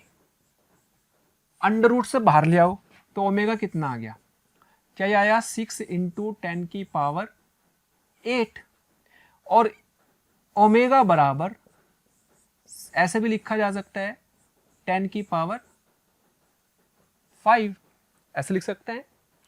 अब बहुत ध्यान से सुनेंगे, इस सवाल में थोड़ी सी आंसर जो एनटीए का है उसने 6 दिया हुआ, तो आंसर एनटीए के हिसाब से 6 तब है जब ये 6 इंटू 10 की पावर 8 है, 6 इंटू 10 की पावर 8 है। अगर ये 6 इंटू 10 की पावर 8 तो ओमेगा का आंसर क्या आ जाएगा 6, लेकिन एक्चुअल में तो ये तो 6 इंटू 10 की पावर 8 आ रहा, तो यानी कि अगर उससे कंपेयर करें तो यहां पर इसका आंसर आना चाहिए, ओमेगा की वैल्यू तो ये आ गई, ओमेगा की वैल्यू आ गई 600 इंटू 10 की पावर 5। इसका मतलब यहाँ पर ये जो ओमेगा है, ध्यान देके, तो ये जो यहाँ पर फ्रीक्वेंसी में यहाँ पर जो वैल्यू आनी चाहिए वो कितनी आनी चाहिए, 6000 आनी चाहिए, ताकि जो है हमारा जो आंसर है 6000 इंटू 10 की पावर 5 के हिसाब से बिल्कुल मैच करे, यानी कि इसमें जो आंसर आना चाहिए 6000 आना चाहिए, जबकि एनटी के आंसर की इसको जो है 6 दिया हुआ है। तो ये जब आगे जाएगा करेक्शन में या बोनस में, जिसको करेक्शन में जैसे भी होगा उसको देख लेंगे। ओके, तो इसका आंसर 6000 सोल्व करके आ रहा है आपके सामने, क्योंकि यहाँ पर 10 की पावर 8 6 इंटू आ रहा है, और आंसर की में देखो यहाँ पे 5 लिखा, या तो ये 8 होता या तो ये 8 होता, तब तो आंसर 6 बैठता था, लेकिन यहाँ पर तो 5 दिया हुआ है, ये 5 दिया हुआ है, तो इसका मतलब मेरे को 6000 इंटू 10 की पावर 5 लिखना पड़ेगा, तो मेरा आंसर है 6000 फील होना चाहिए, ना कि 6। एनटी के आंसर की ने इसको 6 दिया हुआ है, इस बात को हमें थोड़ा सा उस चीज के हिसाब से सेट करना है। ओके, मतलब उसमें वो करेक्शन हो सकता है।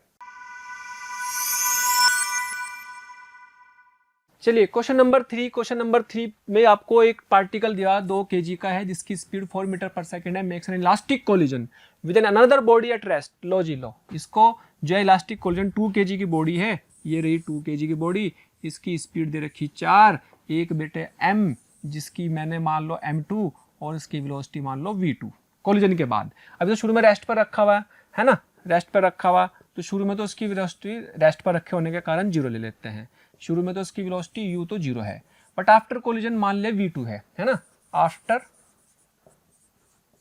कोलिजन मान लो इसकी वेलोसिटी v2 है इस पार्टिकल की, तो क्या लगाएंगे, क्या मैं लिखूंगा 2 इंटू 4, मोमेंटम कंजर्वेशन तो लगेगा ही, 2 इंटू 4 प्लस इसका तो 0 आफ्टर कोलिजन। आफ्टर कोलिजन ये कह रहा है ये लो जो पार्टिकल है अनदर बॉडी से टकराने के बाद ओरिजिनल डायरेक्शन में चल रहा है but 1/4 of its initial speed. सोचो पहले 4 थी, इसका 1/4 कितना हो जाएगा 1, इसका 1/4 1, तो 2 इंटू 1, लेकिन इसका तो पता ही नहीं कितना है, ना मास पता ना इसकी वेलोसिटी पता। तो यहाँ से मेरे पास m2 v2 की वैल्यू 8 माइनस 2, क्या ये 6 आया, इसको मैंने इक्वेशन 1 नाम दे दिया, 4 2 इंटू 2 माइनस 2। अच्छा अब इलास्टिक कोलिजन हुआ तो क्या E की वैल्यू होती है कितनी, v2 minus v1 and u1 minus u2।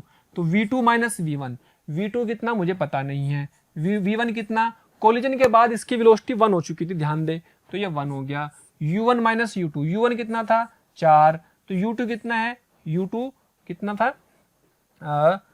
u1 4 था, u2 0 था, इसका u2 ये 0 था, तो इसकी वैल्यू दे रखी 1 क्योंकि इलास्टिक कोलिजन है। ध्यान दे तो क्या v2 की वैल्यू मेरे पास आ गई 4 + 1 दैट इज 5, क्या v2 की वैल्यू 5 आ गई, हाँ, तो यहाँ v2 की वैल्यू 5 रख दो भाई, तो m2 निकल जाएगा, m2 बराबर 6/5, 6/5 चूंकि v2 की वैल्यू 5 आ चुकी।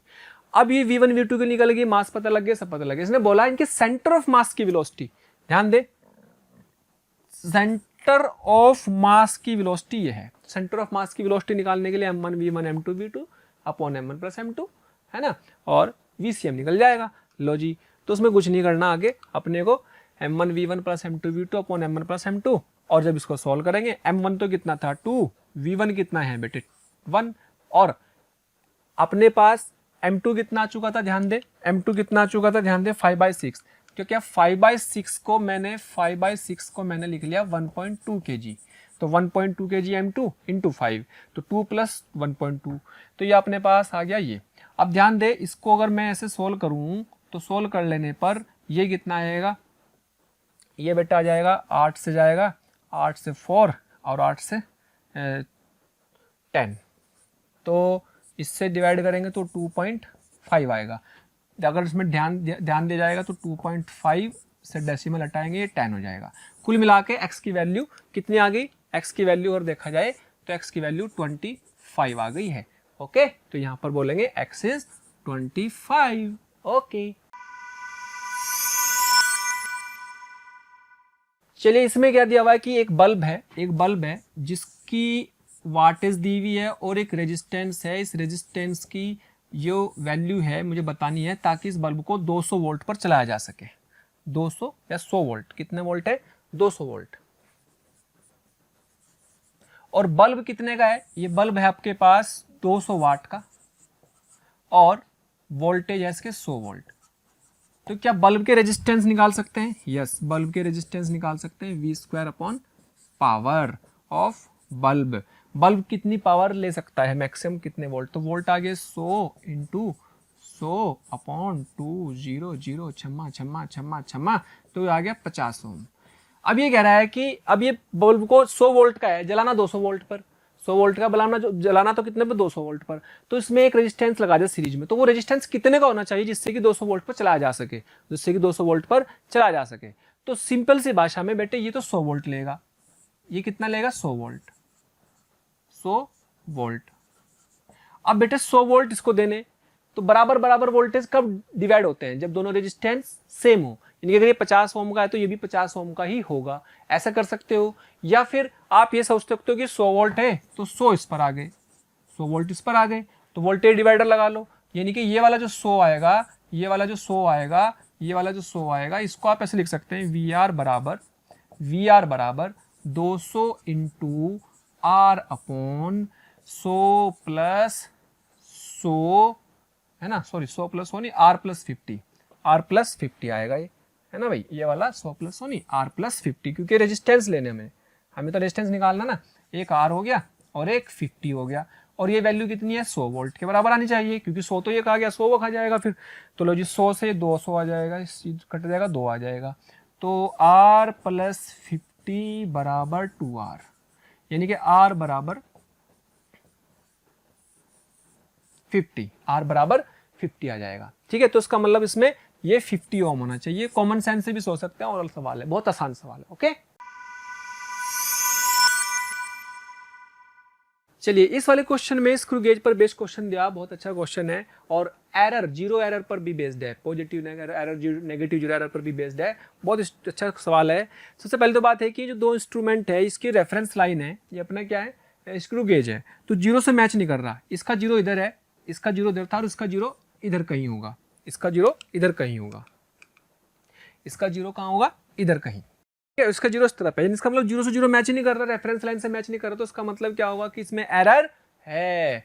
तो फिर एरर के साथ तो बाद की बात है, लेकिन फिलहाल समझे, इसने एक्चुअल जो रीडिंग आनी चाहिए थी वो 0.322 सेंटीमीटर आनी चाहिए थी। स्टूडेंट ए ने और स्टूडेंट बी के पास अलग अलग है, लेकिन उनके 100 इक्वल डिवीजन वाले हैं ये। तो पिच दे रखी, तो पहले तो लिस्ट काउंट की बात करते हैं। लिस्ट काउंट होती है बेटे pitch upon number of divisions, number of divisions on circular scale, on circular scale. क्या ये 0.1 दिया हुआ है? यस। क्या ये 100 दिया हुआ है? यस। यानी कि 0.001 सेंटीमीटर लिस्ट काउंट, यानी कि डेसिमल के तीन डिजिट तक मेजर कर सकता है, डेसिमल के 3 डिजिट तक मेजर कर सकता है। ये इसका मेन पॉइंट हुआ। अच्छा, या फिर अब इसको निकालने के लिए ध्यान रखें कि रीडिंग कैसे लेते हैं। रीडिंग लेने के लिए मेन स्केल रीडिंग, तो 0.3 तो हमारा मेन स्केल रीडिंग से आ जाएगा, 0.3000 है ना, लेकिन जो बाकी की है वो एरर के साथ आ सकती है।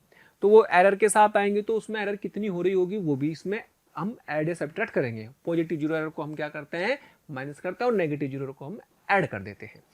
तो अब इसमें बात करो तो absolute value of difference between, इसकी कितने सर्कुलर, जब इसने रीडिंग ली तो इसका कोई तो सर्कुलर स्केल मैच करा होगा। मान लो से कुछ भी खाने मैच करे सर्कुलर स्केल के, तो वो खाने और इसके कितने खाने डिविजन्स कितने सर्कुलर स्केल के मैच करे, उनका डिफरेंस इसने पूछा हुआ है। पहले सवाल समझ में आना चाहिए पूछा क्या है। अच्छा, अब ध्यान दे बेटे, रीडिंग लेते समय हमें इस बात का ध्यान रखना है कि बेटे जो 0.322 रीडिंग आई होगी तो मेन स्केल रीडिंग, तो ध्यान दे main scale reading, main scale reading 0.300, ये तो मेन स्केल पर आ गई होगी। सर्कुलर स्केल रीडिंग का हमें पता नहीं, लेकिन ध्यान दे क्या ये 5 वाली जो रीडिंग है, क्या इसने इतने पहले ही कम मेजर करे, 5 खाने तो पहले ही कम मेजर करे, यानी कि ये कैसी एरर हो गई, ये नेगेटिव जीरो एरर हो गई। यानी कि इसको क्या करना पड़ेगा, ऐड करना पड़ेगा, इसको भी ऐड करेंगे तो लिस्ट काउंट 0.001 इंटू 5, तो यहां से मुझे क्या होगा, सर्कुलर स्केल रीडिंग आ जाएगी बाय स्टूडेंट ए, स्टूडेंट ए के लिए।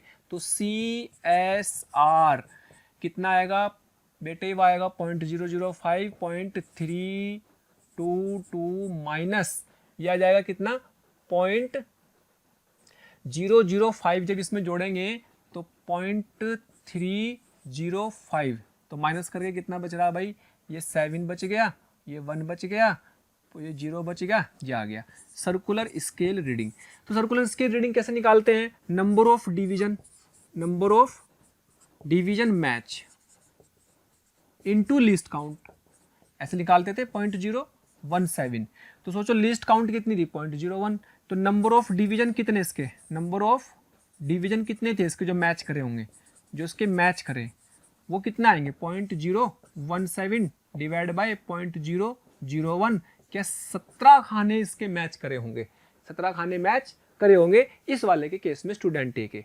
अगर स्टूडेंट बी की बात करें, स्टूडेंट बी के लिए 0.322 मेन स्केल रीडिंग को अगर मैं 0.300 के हिसाब से ले लूं तो सर्कुलर स्केल रीडिंग के लिए आप इसको ऐसे भी ले सकते हैं कि ध्यान देंगे कि ये वाले में 0 इधर होगा, तो इतनी रीडिंग इसने पहले जोड़ दी होगी, तो इतनी रीडिंग पहले जोड़ दी होगी तो उसको घटा देंगे। ध्यान दें 92 और 0 के बीच में 8 का गैप है, यानी कि 8 खानों के हिसाब से उसने एक्स्ट्रा जोड़ दिया होगा, 8 खानों के हिसाब से उसने एक्स्ट्रा जोड़ दिया होगा, उसको घटा दो। या इसका उल्टा भी ऐसा भी सोच सकते हैं कि हम उसको 0.3 पर ना लेकर के 0.2 ले लें और 92 वाली रीडिंग को ऐड कर दें, ऐसा सोच सकते हैं।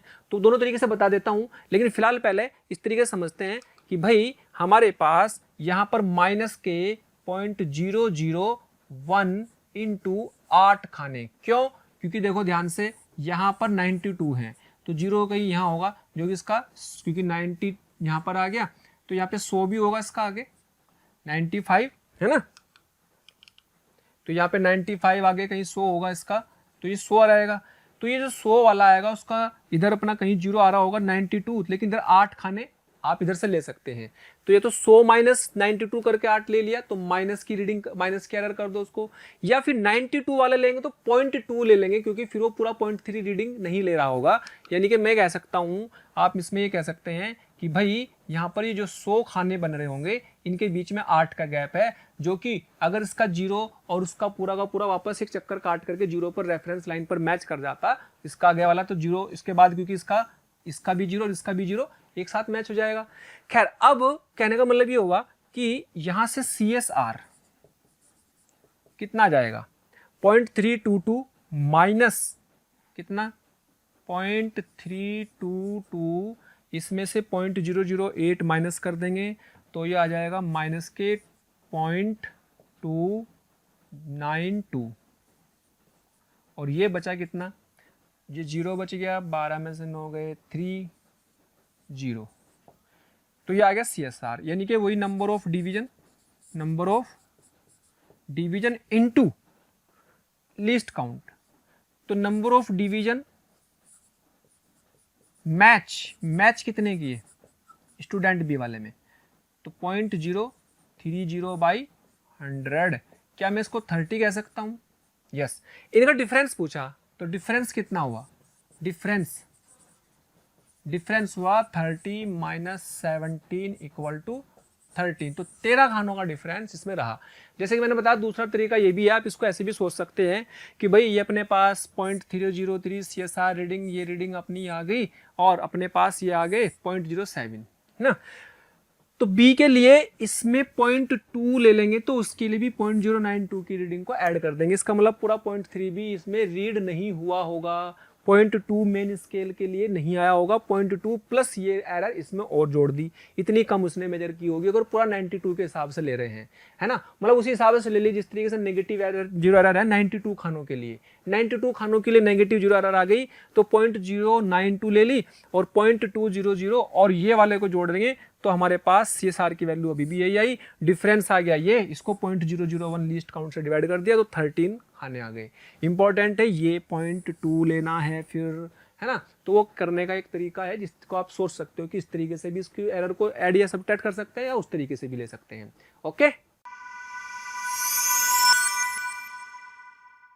चलिए इस क्वेश्चन में अपने को दिया हुआ है कि पार्टिकल का आर वेक्टर दे रखा है और अल्फा बीटा जो है अपने डायमेंशनल कांस्टेंट है। The angular momentum of the particle becomes the same as it was for t equal to 0। जितना t इक्वल टू 0 पर था वही मोमेंटम t इक्वल टू कितने सेकंड पर होगा। तो पहले मोमेंटम निकाल लो। एंगुलर मोमेंटम क्या होगा भाई, एंगुलर मोमेंटम होता है बेटे m r क्रॉस v। तो इसका मतलब r क्रॉस v निकालने के लिए पहले v निकालना पड़ेगा। चलो जी v निकाल लेते हैं। v क्या होता है, v होते हैं बेटे dr/dt। डिफ्रेंशिएट करना बस, कुछ नहीं। 20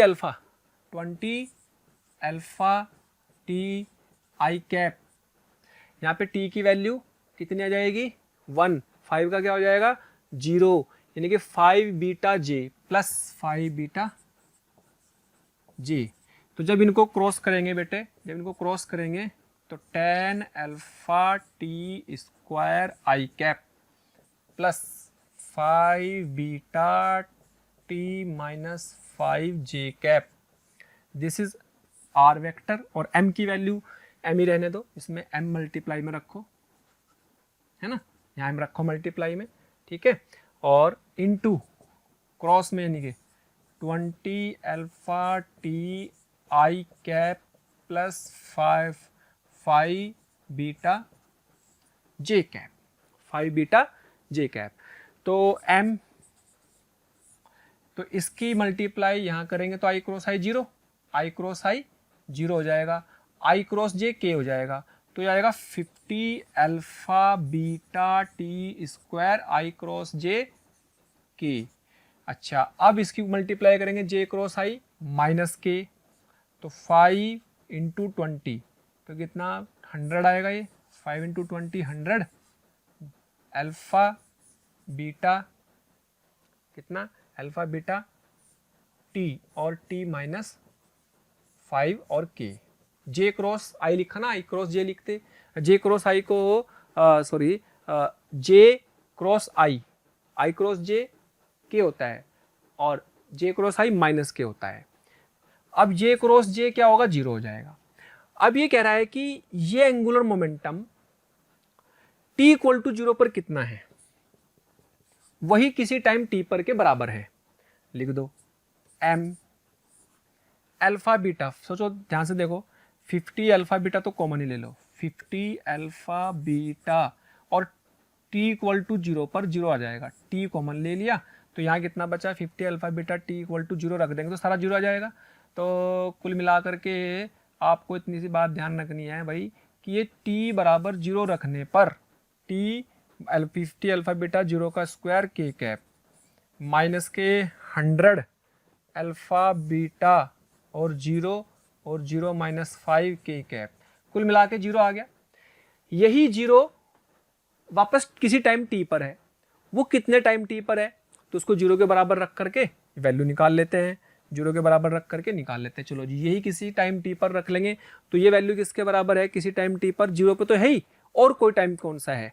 चलो जी लिखते हैं, ध्यान दो, m into 50 alpha beta, t भी कॉमन ले लो तो यहाँ से अल्फा बीटा t कॉमन ले लेंगे तो t स्क्वायर, t के बच गया, क्या बच गया, t, यहाँ t बच गया, और यहाँ से 50 अल्फा बीटा कॉमन लेते तो 2, और यहाँ से क्या बच गया 2 t माइनस 5, t माइनस के 2 t माइनस 5, और बेटे ये पूरा k हो गया, इक्वल टू जीरो के बराबर है, इक्वल टू जीरो।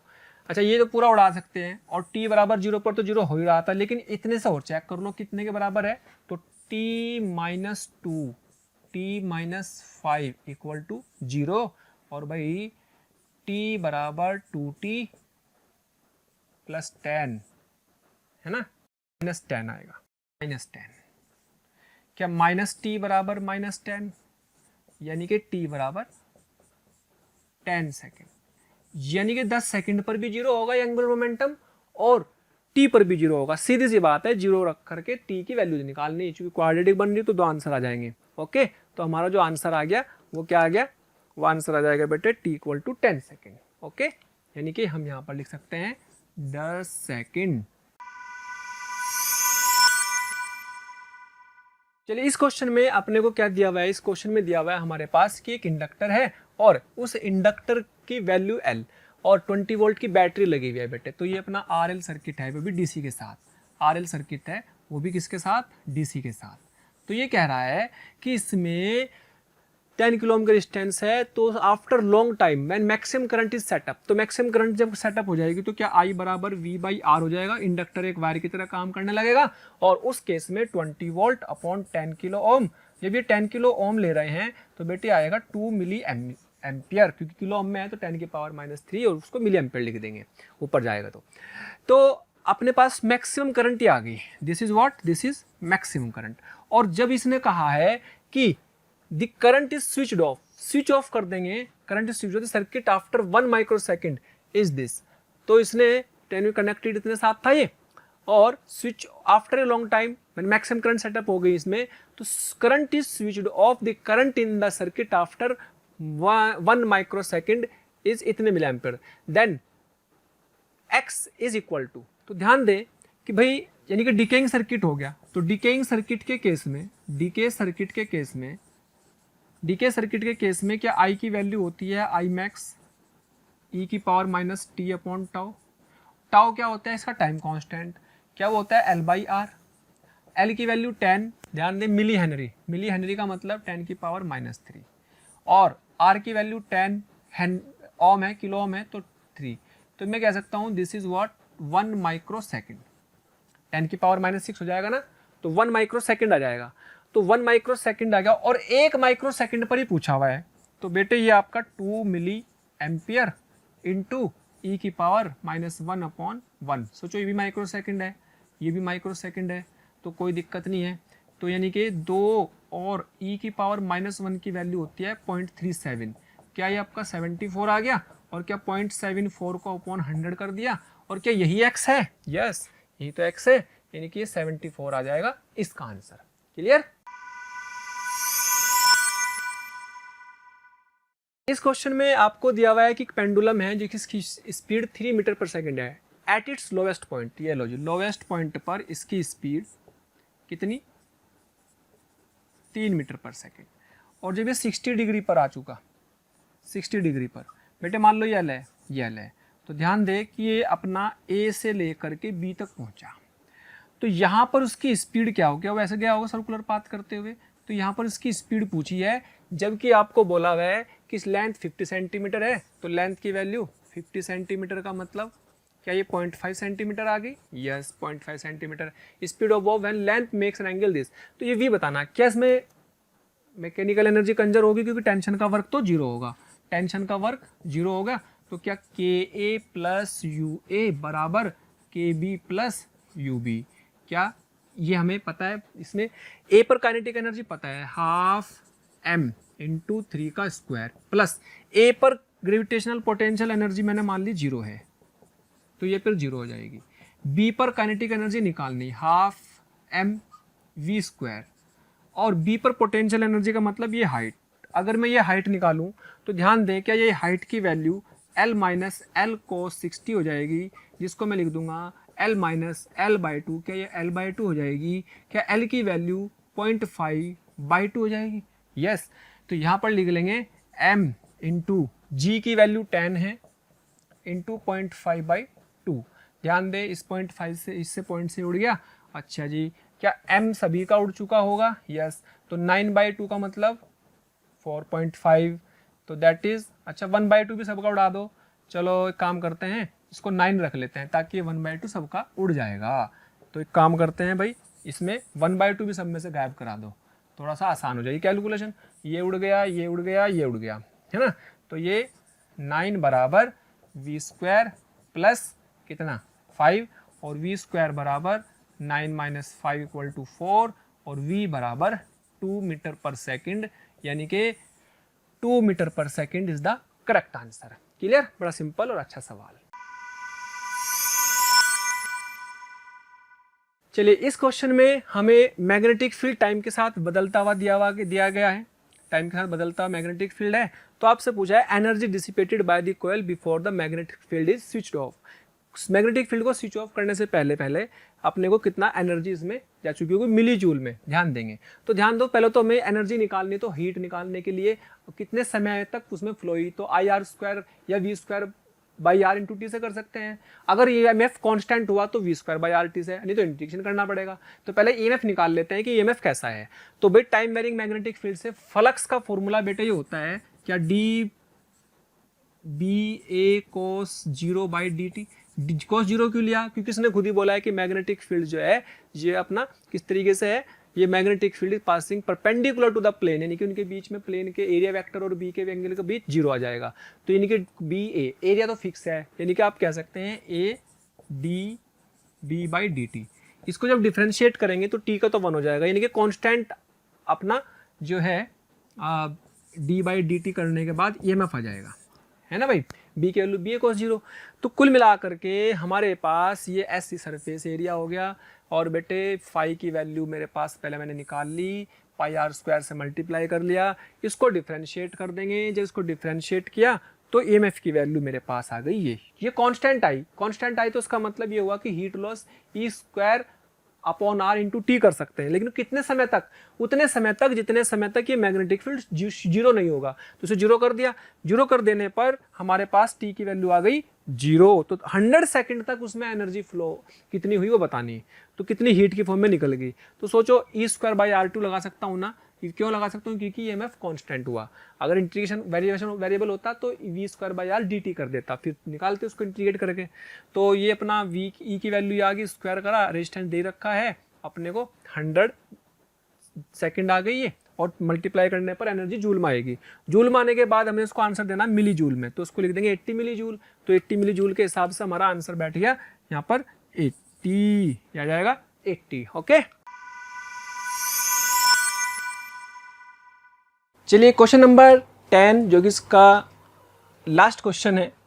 इसमें आपको 2 ब्लॉक दिए हैं, block A and block B. इनके मास भी गिवन है और इनके बीच में स्प्रिंग जुड़े हुए हैं 2।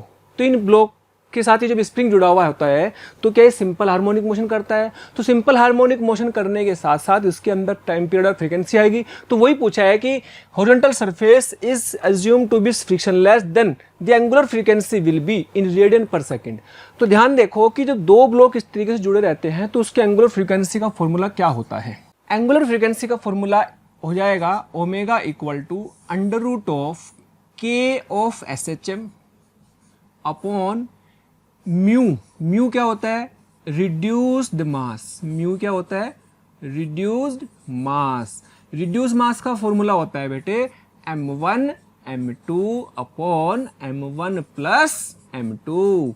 तो इसकी वैल्यू निकाल लेते हैं। पहले ही रिड्यूस मास की कितनी आएगी, देखो दोनों के मास दे रखे 200 ग्राम और 800 ग्राम यहाँ पे रख देंगे। तो ये आएगा अपने पास 200 इंटू 800 अपॉन 200 प्लस 800। सोल्व कर लेंगे। सोल्व करने पर बेटे आ जाएगा कितना, 160 ग्राम। 160 ग्राम आ गया। अगर किलोग्राम में बदलेंगे इसको तो इसकी वैल्यू आ जाएगी 0.16 किलोग्राम। अब हमारे पास म्यू की तो वैल्यू आ गई। अब बात करते हैं के की। क्या है, स्प्रिंग का कांस्टेंट ही आएगा जो कि इक्विवेलेंट के होगा। के एस एच एम क्या होगा, स्प्रिंग कांस्टेंट दैट इज के इक्विवेलेंट। क्या निकालेंगे, क्योंकि सीरीज में है तो सीरीज में फॉर्मूला होता है बेटे K1 K2 upon K1 plus K2। दो स्प्रिंग का एस एच एम कॉन्स्टेंट ऐसे निकाल लेंगे जो कि यहाँ पे इक्विवेलेंट है। तो इनका के इक्विवेलेंट आ जाएगा K1 K2 दे रखे हैं बेटे। क्या देखो के की वैल्यू 20 हमें दिए हुई, लेकिन के और 4 के दिए हुए। दिस इज के इंटू 4K अपॉन के प्लस 4K। 4K इंटू के अपॉन 5K। इस के से ये के गया 4K by 5। This is 4K by 5। के की वैल्यू 20 दी हुई है, यहाँ पे रख सकते हैं इसकी वैल्यू को। तो 4 इंटू 20 डिवाइड बाई 5, 5 से जाएगा 4, तो 4 इंटू 4 16। अब हमारे पास ओमेगा की वैल्यू भी आ गई। जो एस एच एम कॉन्स्टेंट है उसका वो के इक्विवेलेंट के बराबर बैठेगा। और म्यू की वैल्यू भी आ गई 0.16। उठा के वैल्यू पुट करो और आंसर आ जाएगा। तो ओमेगा इज इक्वल टू कितना आ जाएगा, अंडर रूट ऑफ कितना, के एस एच एम कितना भाई 16। और बेटे ये आ गया कितना 0.16। तो ध्यान दे, इसको हटाएंगे ऊपर आ जाएगा कितना 100। ये कट जाएगा, ये कट जाएगा, तो इसमें से 10 बाहर आ जाएगा। और बेटे यूनिट होगी रेडियन पर सेकंड। इसका मतलब इसकी वैल्यू आ गई 10 रेडियन पर सेकंड। ओके, तो इस तरीके से इसकी फ्रीक्वेंसी हम कैलकुलेट कर सकते हैं। Okay, thank you.